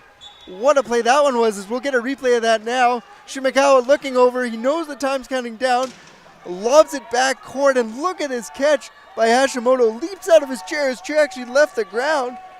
But Canada back in possession over court. It's Medell authoritatively through the middle. 53 to go. He's shut off in a logjam, but finds his way through and ties the game back up. Yeah, while we were looking at the replay there, Canada did struggle a little bit to get that ball over half, but ultimately were able to do so and score the try. And looks like there's about a 10-second difference between the try clock and the shot clock. Hashimoto lobs it up into space. Sorry, Adam, and that almost was a turnover. But Japan able to recover possession. Canada has to be very careful about taking penalties right now. What they don't want to do is give Japan a new try clock. There's 33 and a half seconds left in the overtime period and 24 seconds left on the try clock. So Canada, I don't want to say wants to concede the goal, because then they'd have to score with 9 seconds. But what they don't want to do is take a penalty and allow Japan to control the end of that overtime period here. It is Japan inbound. Ogawa to Shimakawa. Hashimoto trying to help out with a hit there. Shimakawa turning back the other way, now driving wide side. Getting a countdown here, 10 seconds on the shot clock, 17 on the game, and a great pass over to the far side again. This time Ogawa, the recipient, he converts. Canada has 17.1 to go. Yeah, lots of time for Canada to tie this game up. Whitehead off the inbound. Medell providing a pick. Whitehead trying to work his way out. There's purpose in his stride here. Gets it to Medell, who has to reach back. 5 seconds to go. Looks like he's going to be able to do it here. Not right away. Great defensive play by Shimakawa to knock Hirschfield through the goal just before Medell scores the try. and that will seal Canada's fate. Yeah, it was a great play there by Team Japan, unfortunately knocking Medell into Hirschfield, forcing him out of bounds. And that'll be a sour taste in at least the Canadians' mouth at the end of this event here, as Team Japan will take it. But you got to give them a lot of credit for the way they've played to be able to come out on top and take the gold here. Yeah, congratulations for Team Japan and Team Canada. It was a great game. It could have been won by either team. And at the end of the day, it boiled down to one great play by the veteran Shimakawa, who knocked the other veteran Hirschfield through the goal. Obviously a sour taste in the Canadians' mouth, but nothing to be disappointed as they get a round of applause from their home Canadian fans. And I'm sure maybe not in the next couple of days, but eventually in the future, this will be a good experience for the Canadian team, and they'll be able to draw on a lot of positives here. I don't think either team is going to be hanging their head low this evening, and looking forward to the future competitions and ultimately world championships in a few months. As the two now exchange pleasantries, you mentioned this is kind of the dress rehearsal for Worlds, which will be in Denmark this year. The fans here at the Richmond Olympic Oval were treated to a great game today. I just want to say one more time, the terrific event that's been put on by each member of the staff here, the volunteers, and everyone who does such a great job in putting this together. Adam Frost, I'm Colin Emerson saying good night and thanks for tuning in. Good day, everyone.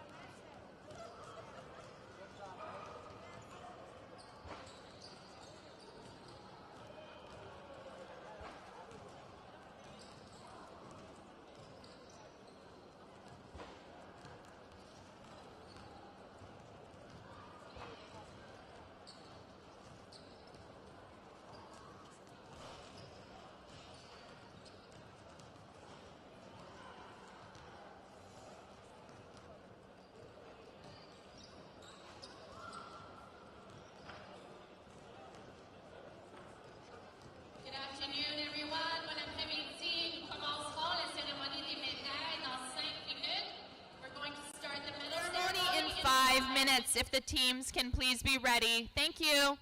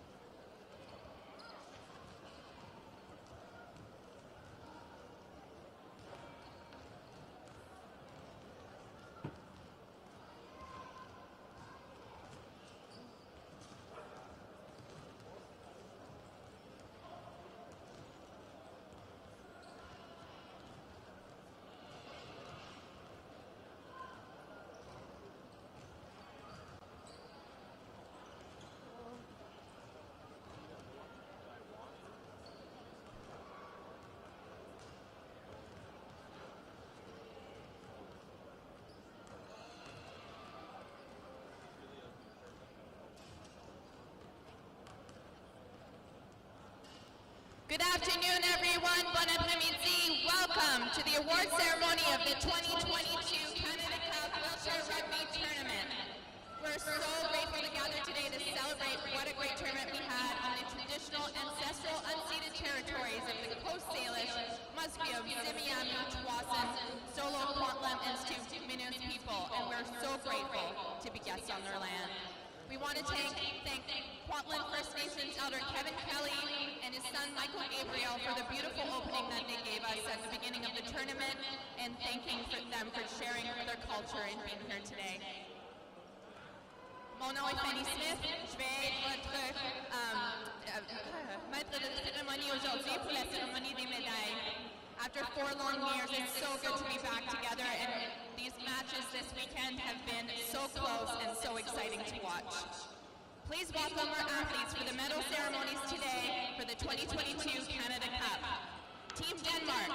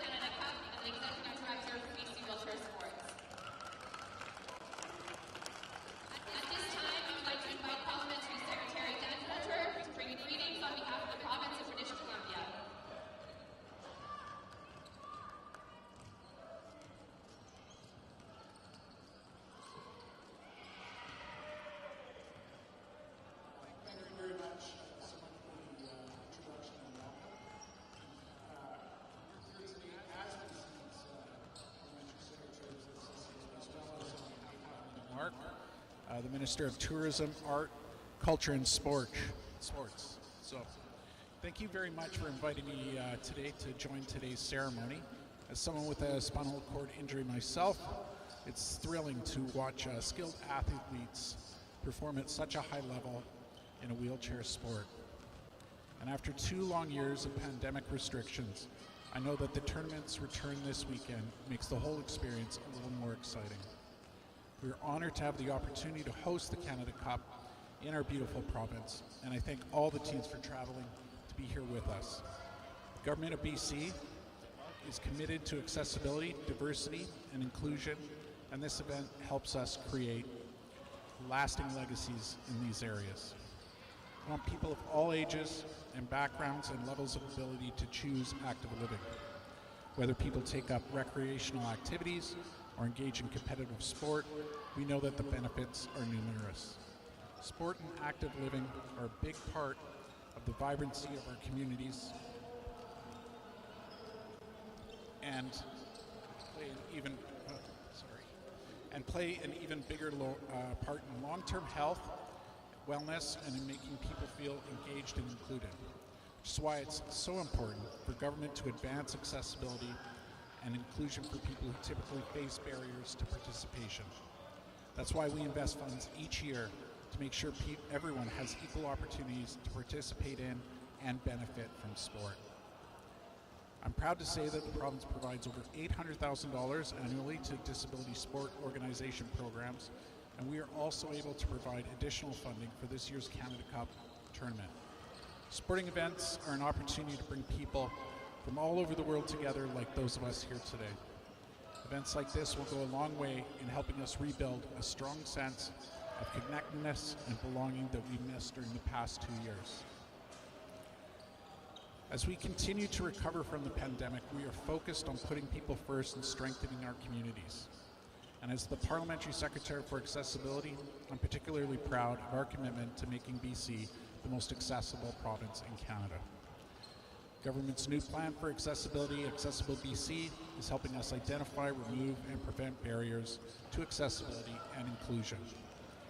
I'm working alongside advocates, communities, and businesses to ensure that every British Columbian is able to fully and meaningfully participate in every aspect of their community. Thank you very much again for having me here today.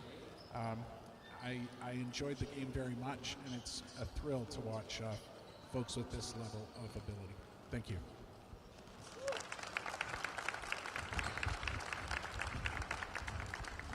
Merci, Mr. Coulter. And now please welcome the Mayor of Richmond, Malcolm Brody, to say a few words on behalf of the host city.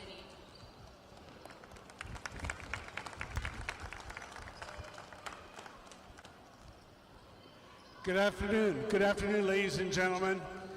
What an honor it is for me as the Mayor of the City of Richmond to welcome such wonderful groups, all the athletes and all those associated with the various world-class wheelchair rugby athletes here to the International Wheelchair Rugby Canada Cup. Many of you will have been to this city and to this building before, but for those of you who are new to the experience, this is the Richmond Olympic Oval. This was the home of long track speed skating for the 2010 Winter Olympic Games. And the city of Richmond built this facility, and the whole idea was that we should have, for the entire length of the lifetime of this building, we should have a place not only for community recreation and sports, but we also want to have, first and foremost, the world-class, the high elite athletes training and competing right here. Accessibility has always been a big factor. Many of you will have heard of the Rick Hansen Foundation. We worked with them right from the first day. They are a Richmond organization, but they have a world reputation. So wheelchair sports of all kinds have been a big part, whether it's for training or for competition, of what goes on here at the Richmond Olympic Oval.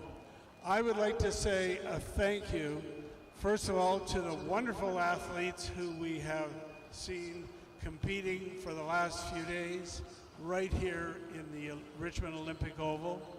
Say thank you to Wheelchair Rugby Canada and to BC Wheelchair Sports. And thank you to all the supporters and the other people who have been part of the organization and the implementation of this competition. We know that for the teams that are competing on this floor, it takes a huge support network, and you've obviously done a wonderful job. In the facility, there are also officials, there are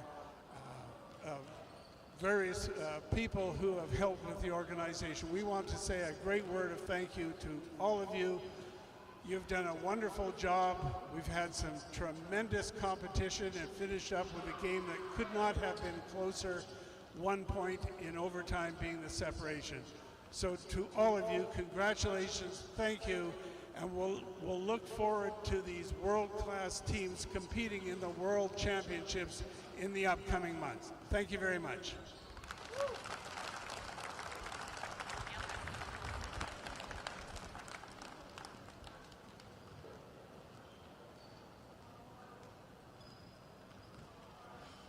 Thank you, Mayor Brody. Mayor Brody does have to leave us shortly, but we wanted to thank him for being with us today.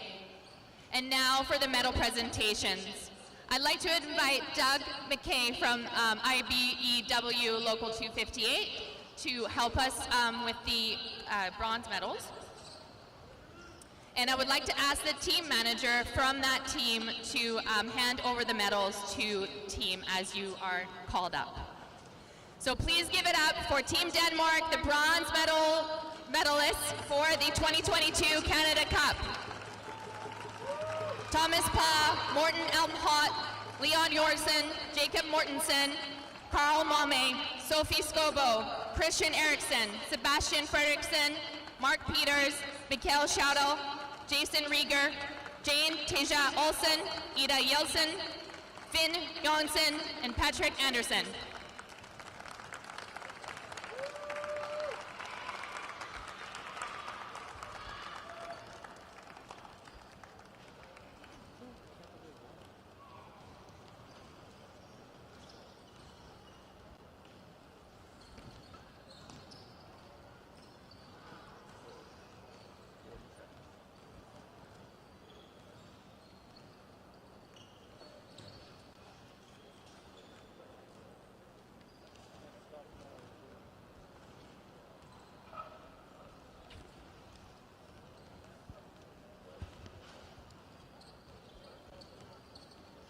Give a round of applause for Denmark. I think we can all agree it was a great bronze medal game.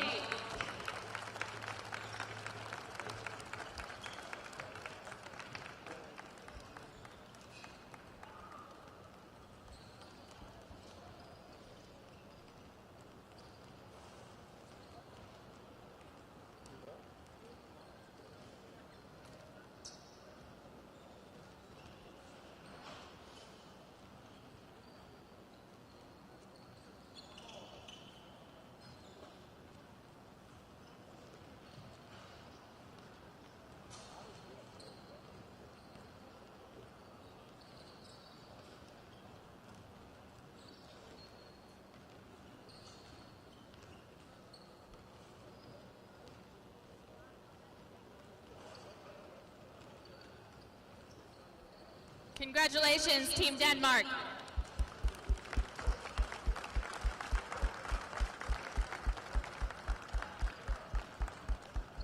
And now I'd like to invite Laurel Crosby, President of Wheelchair Rugby Canada, to help with the presentation of the silver medals. Les médailles d'argent sont l'équipe de Québec, du Canada, Team Canada. I'm speaking French, come on.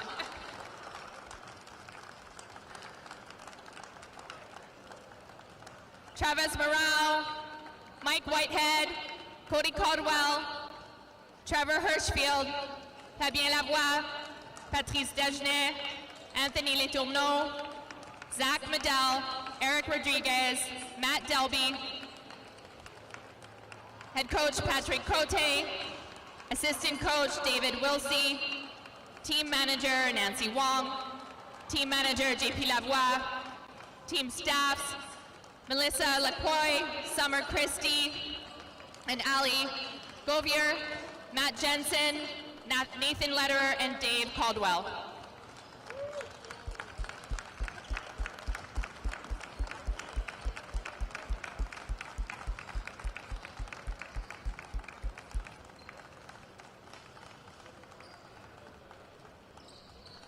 And the silver medalists are indeed Team Canada.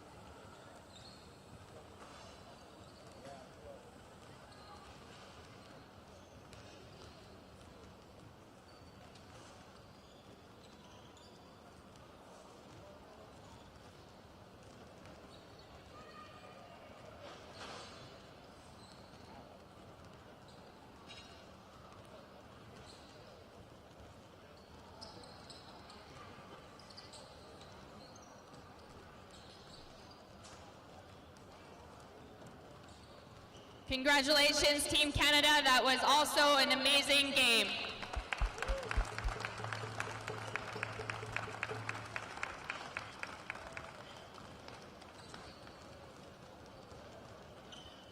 Une dernière fois pour les médaillés d'argent. And now for a gold medal presentation, Gail Hamamoto will hand the gold medal winning team, les champions de la Coupe 2022, l'équipe du Japon, Team Canada. You guys, it was a high, intensity game. I'm still coming down. Team Japan.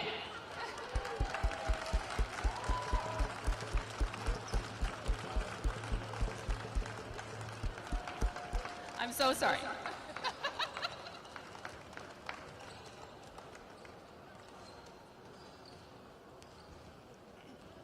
This should be interesting.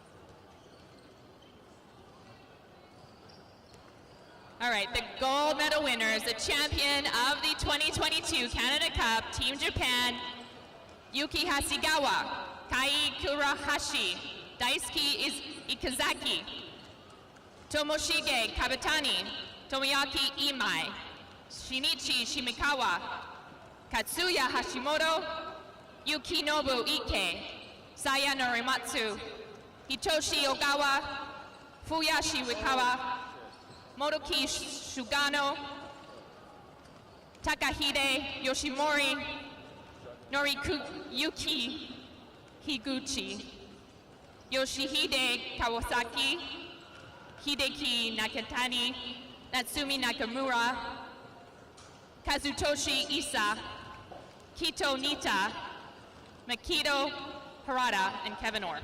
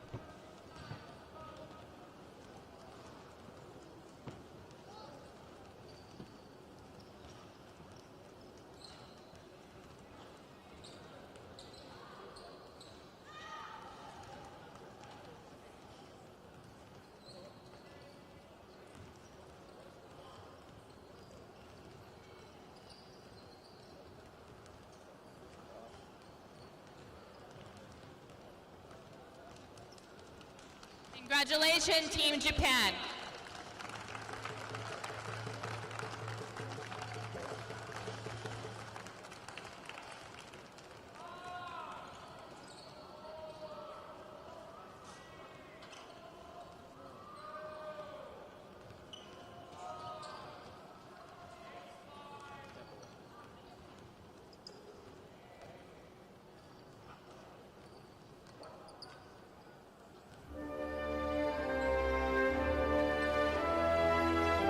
For those who can, please stand for the Japan national anthem.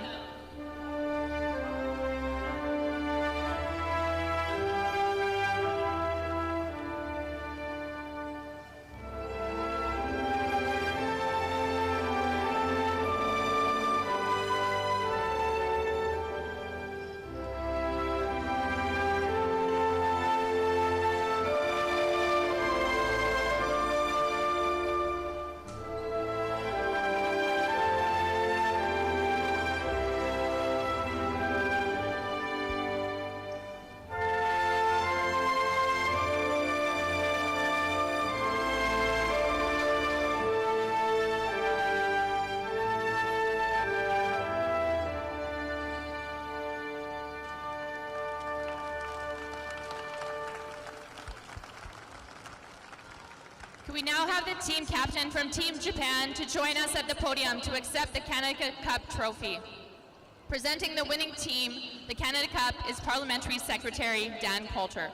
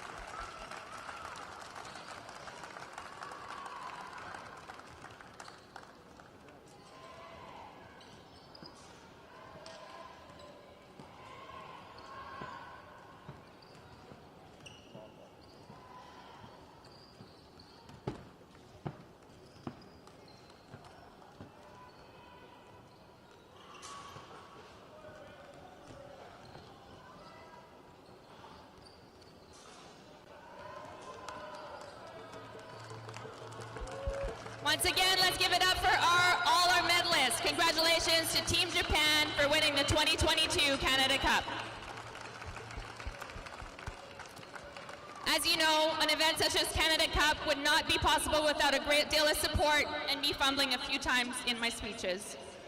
In addition to the many wonderful contributors of our silent auction food services listed in your programs, we would also like to acknowledge the Canadian Paralympic Committee, and especially Benoit Rutt and Keith Wells, who have been with us this weekend, broadcasting our event as part of the CPC Super Series on CBC.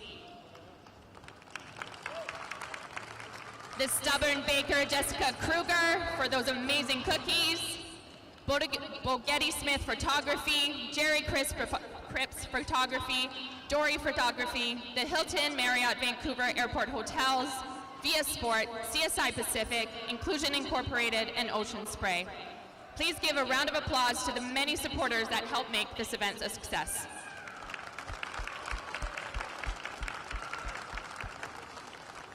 We're also incredibly grateful for the support of our key sponsors and hosting partners. Most of them have been with us for many years. We have a small token of appreciation to give each of these sponsors and partners in recognition for their support. If you are here with us, when I call your name, can you please come forward? The province of BC.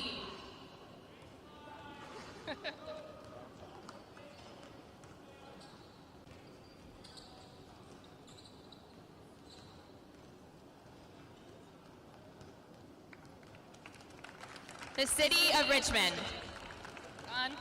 Sport Canada and the Government of Canada. World Wheelchair Rugby. Wheelchair Rugby Canada.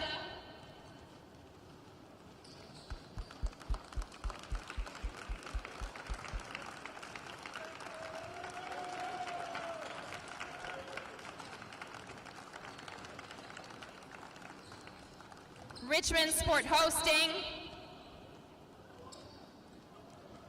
the Richmond Olympic Oval, Vesco Metalcraft,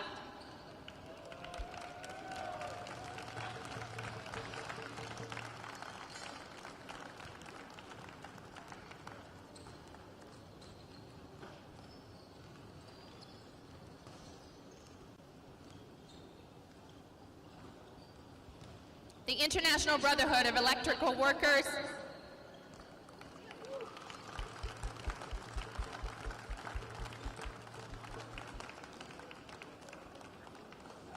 and the Sheraton Vancouver Airport Hotel. Merci à tous nos supporters, bénévoles, commanditaires et tous les spectateurs. Sans vous, la Coupe Canada 2002 n'est jamais possible. And now I would like to invite Elder Kevin Kelly along with his son Michael Gabriel from the Kwantlen First Nations to come forward and close our event in a really good way.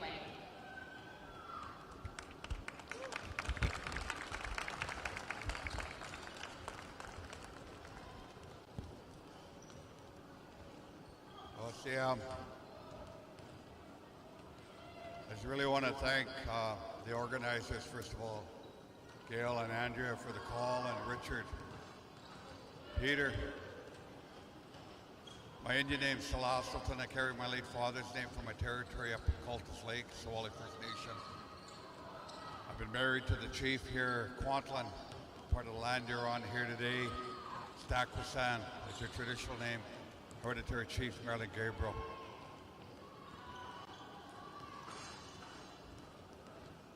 I just wanted to say to the organizers, the dignitaries that have to come, take time out of your busy schedules, I thank you for being here, for the beautiful gifts these rugby players had for us. We were asked to come today to watch the final game. I'd never ever seen rugby played like this in my life. I played rugby back in the day, and I don't think I'd mess with any of you guys. Watching how aggressive and then how tense it is on the floor. Very exciting. It was a very close game. And this goes for all the teams that took part in this beautiful tournament. You know, I talked to one of the men from Australia when I got here. I talked to one of the men from France. You know, I said, how did you guys do it? He said, not very good, but we had a real good time here in Canada. And that's what it's all about.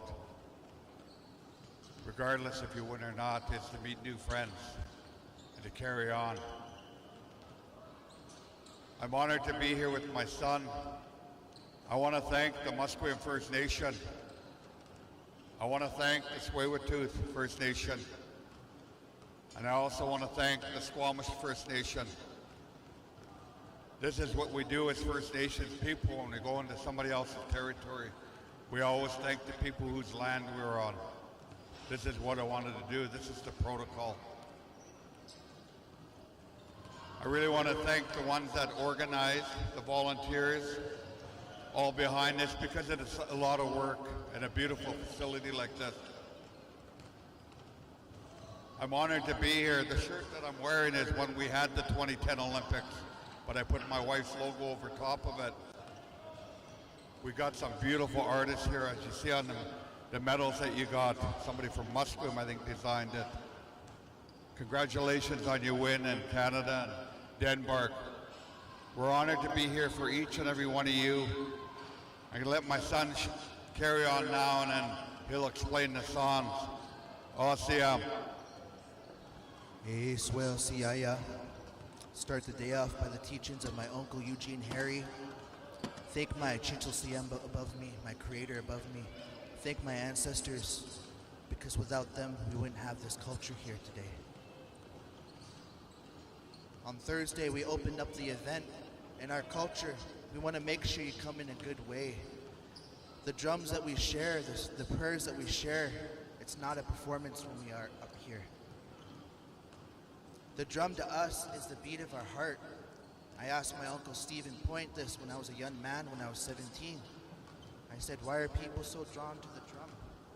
And he said, nephew, you remember when you're in your mom's womb, being carried for 9 months, what did you hear? Her heartbeat.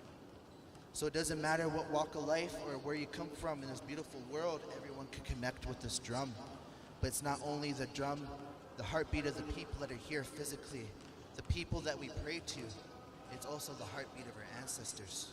So when we share these prayers, these seats that are empty here, our ancestors, not only our ancestors, but each and every one of your ancestors from Japan, from Denmark, from France, from Canada, all these beautiful places that you've come and traveled from are here with you in spirit when we share these prayers. So we're here, we want to honor you, we want to share a prayer to ground you here today. We want to share 2 songs with you. The first song that we're going to share with you is a song to welcome you to the territory. And when we hold our hands high, when we go like this, without words being exchanged, that's the utmost respect for each and every one of you. So we're going to share this song to welcome you in a good way to the land, to ground you here today, to enjoy the games that you played. Japan and Canada, that was a wonderful game. Thank you for that beautiful game. I felt all the passion and the energy on this floor here. You played your hearts out. It's beautiful. So we're going to share this prayer, and I'm going to share another story and another song with you and the meaning behind it. But this song, when we hold our hands up and we go around the room, we're showing nothing but the utmost respect for each and every one of you here today to ground you so you can enjoy and celebrate amongst each other. So I say Hajka Siem to BC Wheelchair Sports, Hajka Siem to the ones that were behind the scenes that organized this, Hajka Siem to Richmond for allowing us to be in this beautiful building, to host this beautiful event. Thank you. This was a beautiful event. So we're going to share this prayer song, and then we're going to share another one to honor each and every one of you here today. But when we hold our hands up, that's respect for each and every one of you. Hajka Siem.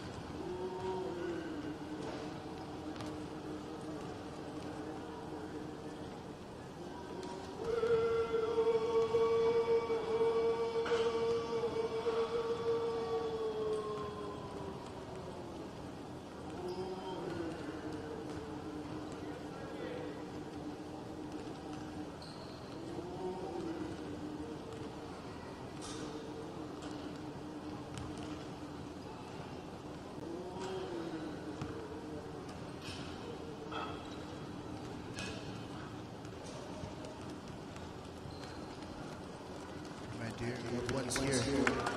That song is the ground. Lots of Mott, lots of Dala, lots of Shwali. We're all one mind, one heart, and one spirit. All of us have beautiful gifts, and we saw all the gifts that you have. If you came to our Lullam, to our community in Kwantlen and Fort Langley, part of our protocols that we do, we start with a prayer, as we just did, but we also close with a prayer. Because in our old traditional ways, people used to paddle down the river for days to join us through celebrations. Some of our family here traveled many, many hours over flights from different places around the world to join us today. So our Lullam to our home here, we start with the song, we start with the prayer, we also end with the prayer. And this last the last prayer that we're going to share with you, it's an uplifting song, uplifting prayer that doesn't come from here. It comes from across the border in the States. It's not a song from our family here. We have to honor the family that gave us permission to share it. It comes from across the border in the States near Bellis Fair, a family. His name is Anton George from the Lummi community. Me and my dad went to go see him one day, and he said, our Siam, which means chief in our language, loves to sing the song to uplift the people, loves to sing the song to uplift the children, loves to sing the song to uplift the elders, or when we're saying our last goodbyes, laying our loved one to rest. And he said, Kevin and Michael, you could share that prayer whenever you want for the people. It's a celebration song, as long as you recognize where it comes from, which is a Lummi family or the West Shore Canoe Club family. And for my dear family here, the last song, the last prayer that we're going to share with you here today is to make sure that that prayer is on you, to make sure you make it home safe to Denmark, to make sure you make it home safe to Japan, to make sure you make it home safe even if it's a short drive to Canada, through Canada. This prayer is to make sure that you make it home safe to your wife, your husband, your children, or your family. This is what we do for our people when they go back home. Safe travels back to Japan. Safe travels back to Denmark. Safe travels to all the people that traveled here today. But the song to us is the one, the Spakis, the eagle is the one that soars closest to the Creator. So when we pray, that eagle is that messenger, because it soars closest to the Creator. It delivers that message to the other side, to that higher power or the people that you missed till you prayed to. Here's some English in this song, so you'll hear some English, but this is an uplifting song to make sure you have safe travels back home. It's part of our protocol. So I thank each and every one of you here, Aichka Siam, for allowing us to be here today, for your time and your presence. We're going to share this last prayer with you. Congratulations. Thank you to each and every one of the athletes that came here today. I want to thank the organization and also all the volunteers, because they also traveled, some of them traveled around the world just to be here today. Thank Richmond for allowing us to have this space to be able to have the sports played today. So we're going to share this prayer with you. It's called Fly, Eagle, Fly, and you'll hear some English in it. And this song is for each and every one of you here, and also your family that support you along your journeys of your sports. Aichka Siam.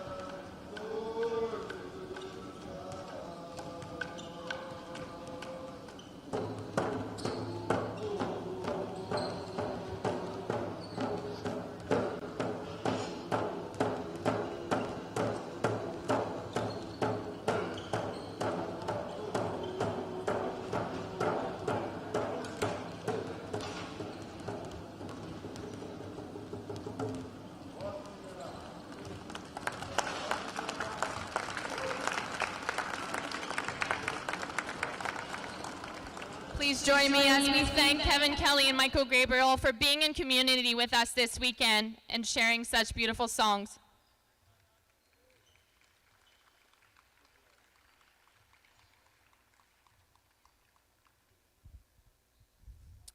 Thank you everyone for joining us. It's been a pleasure being your MC. Hopefully I'll be invited back again. Thank you for coming. It's so good to see everyone again. Have a great afternoon and safe travels home. What's that? The silent auction is going to close in about 10 minutes, or it's closed? 3:45. So 15 minutes.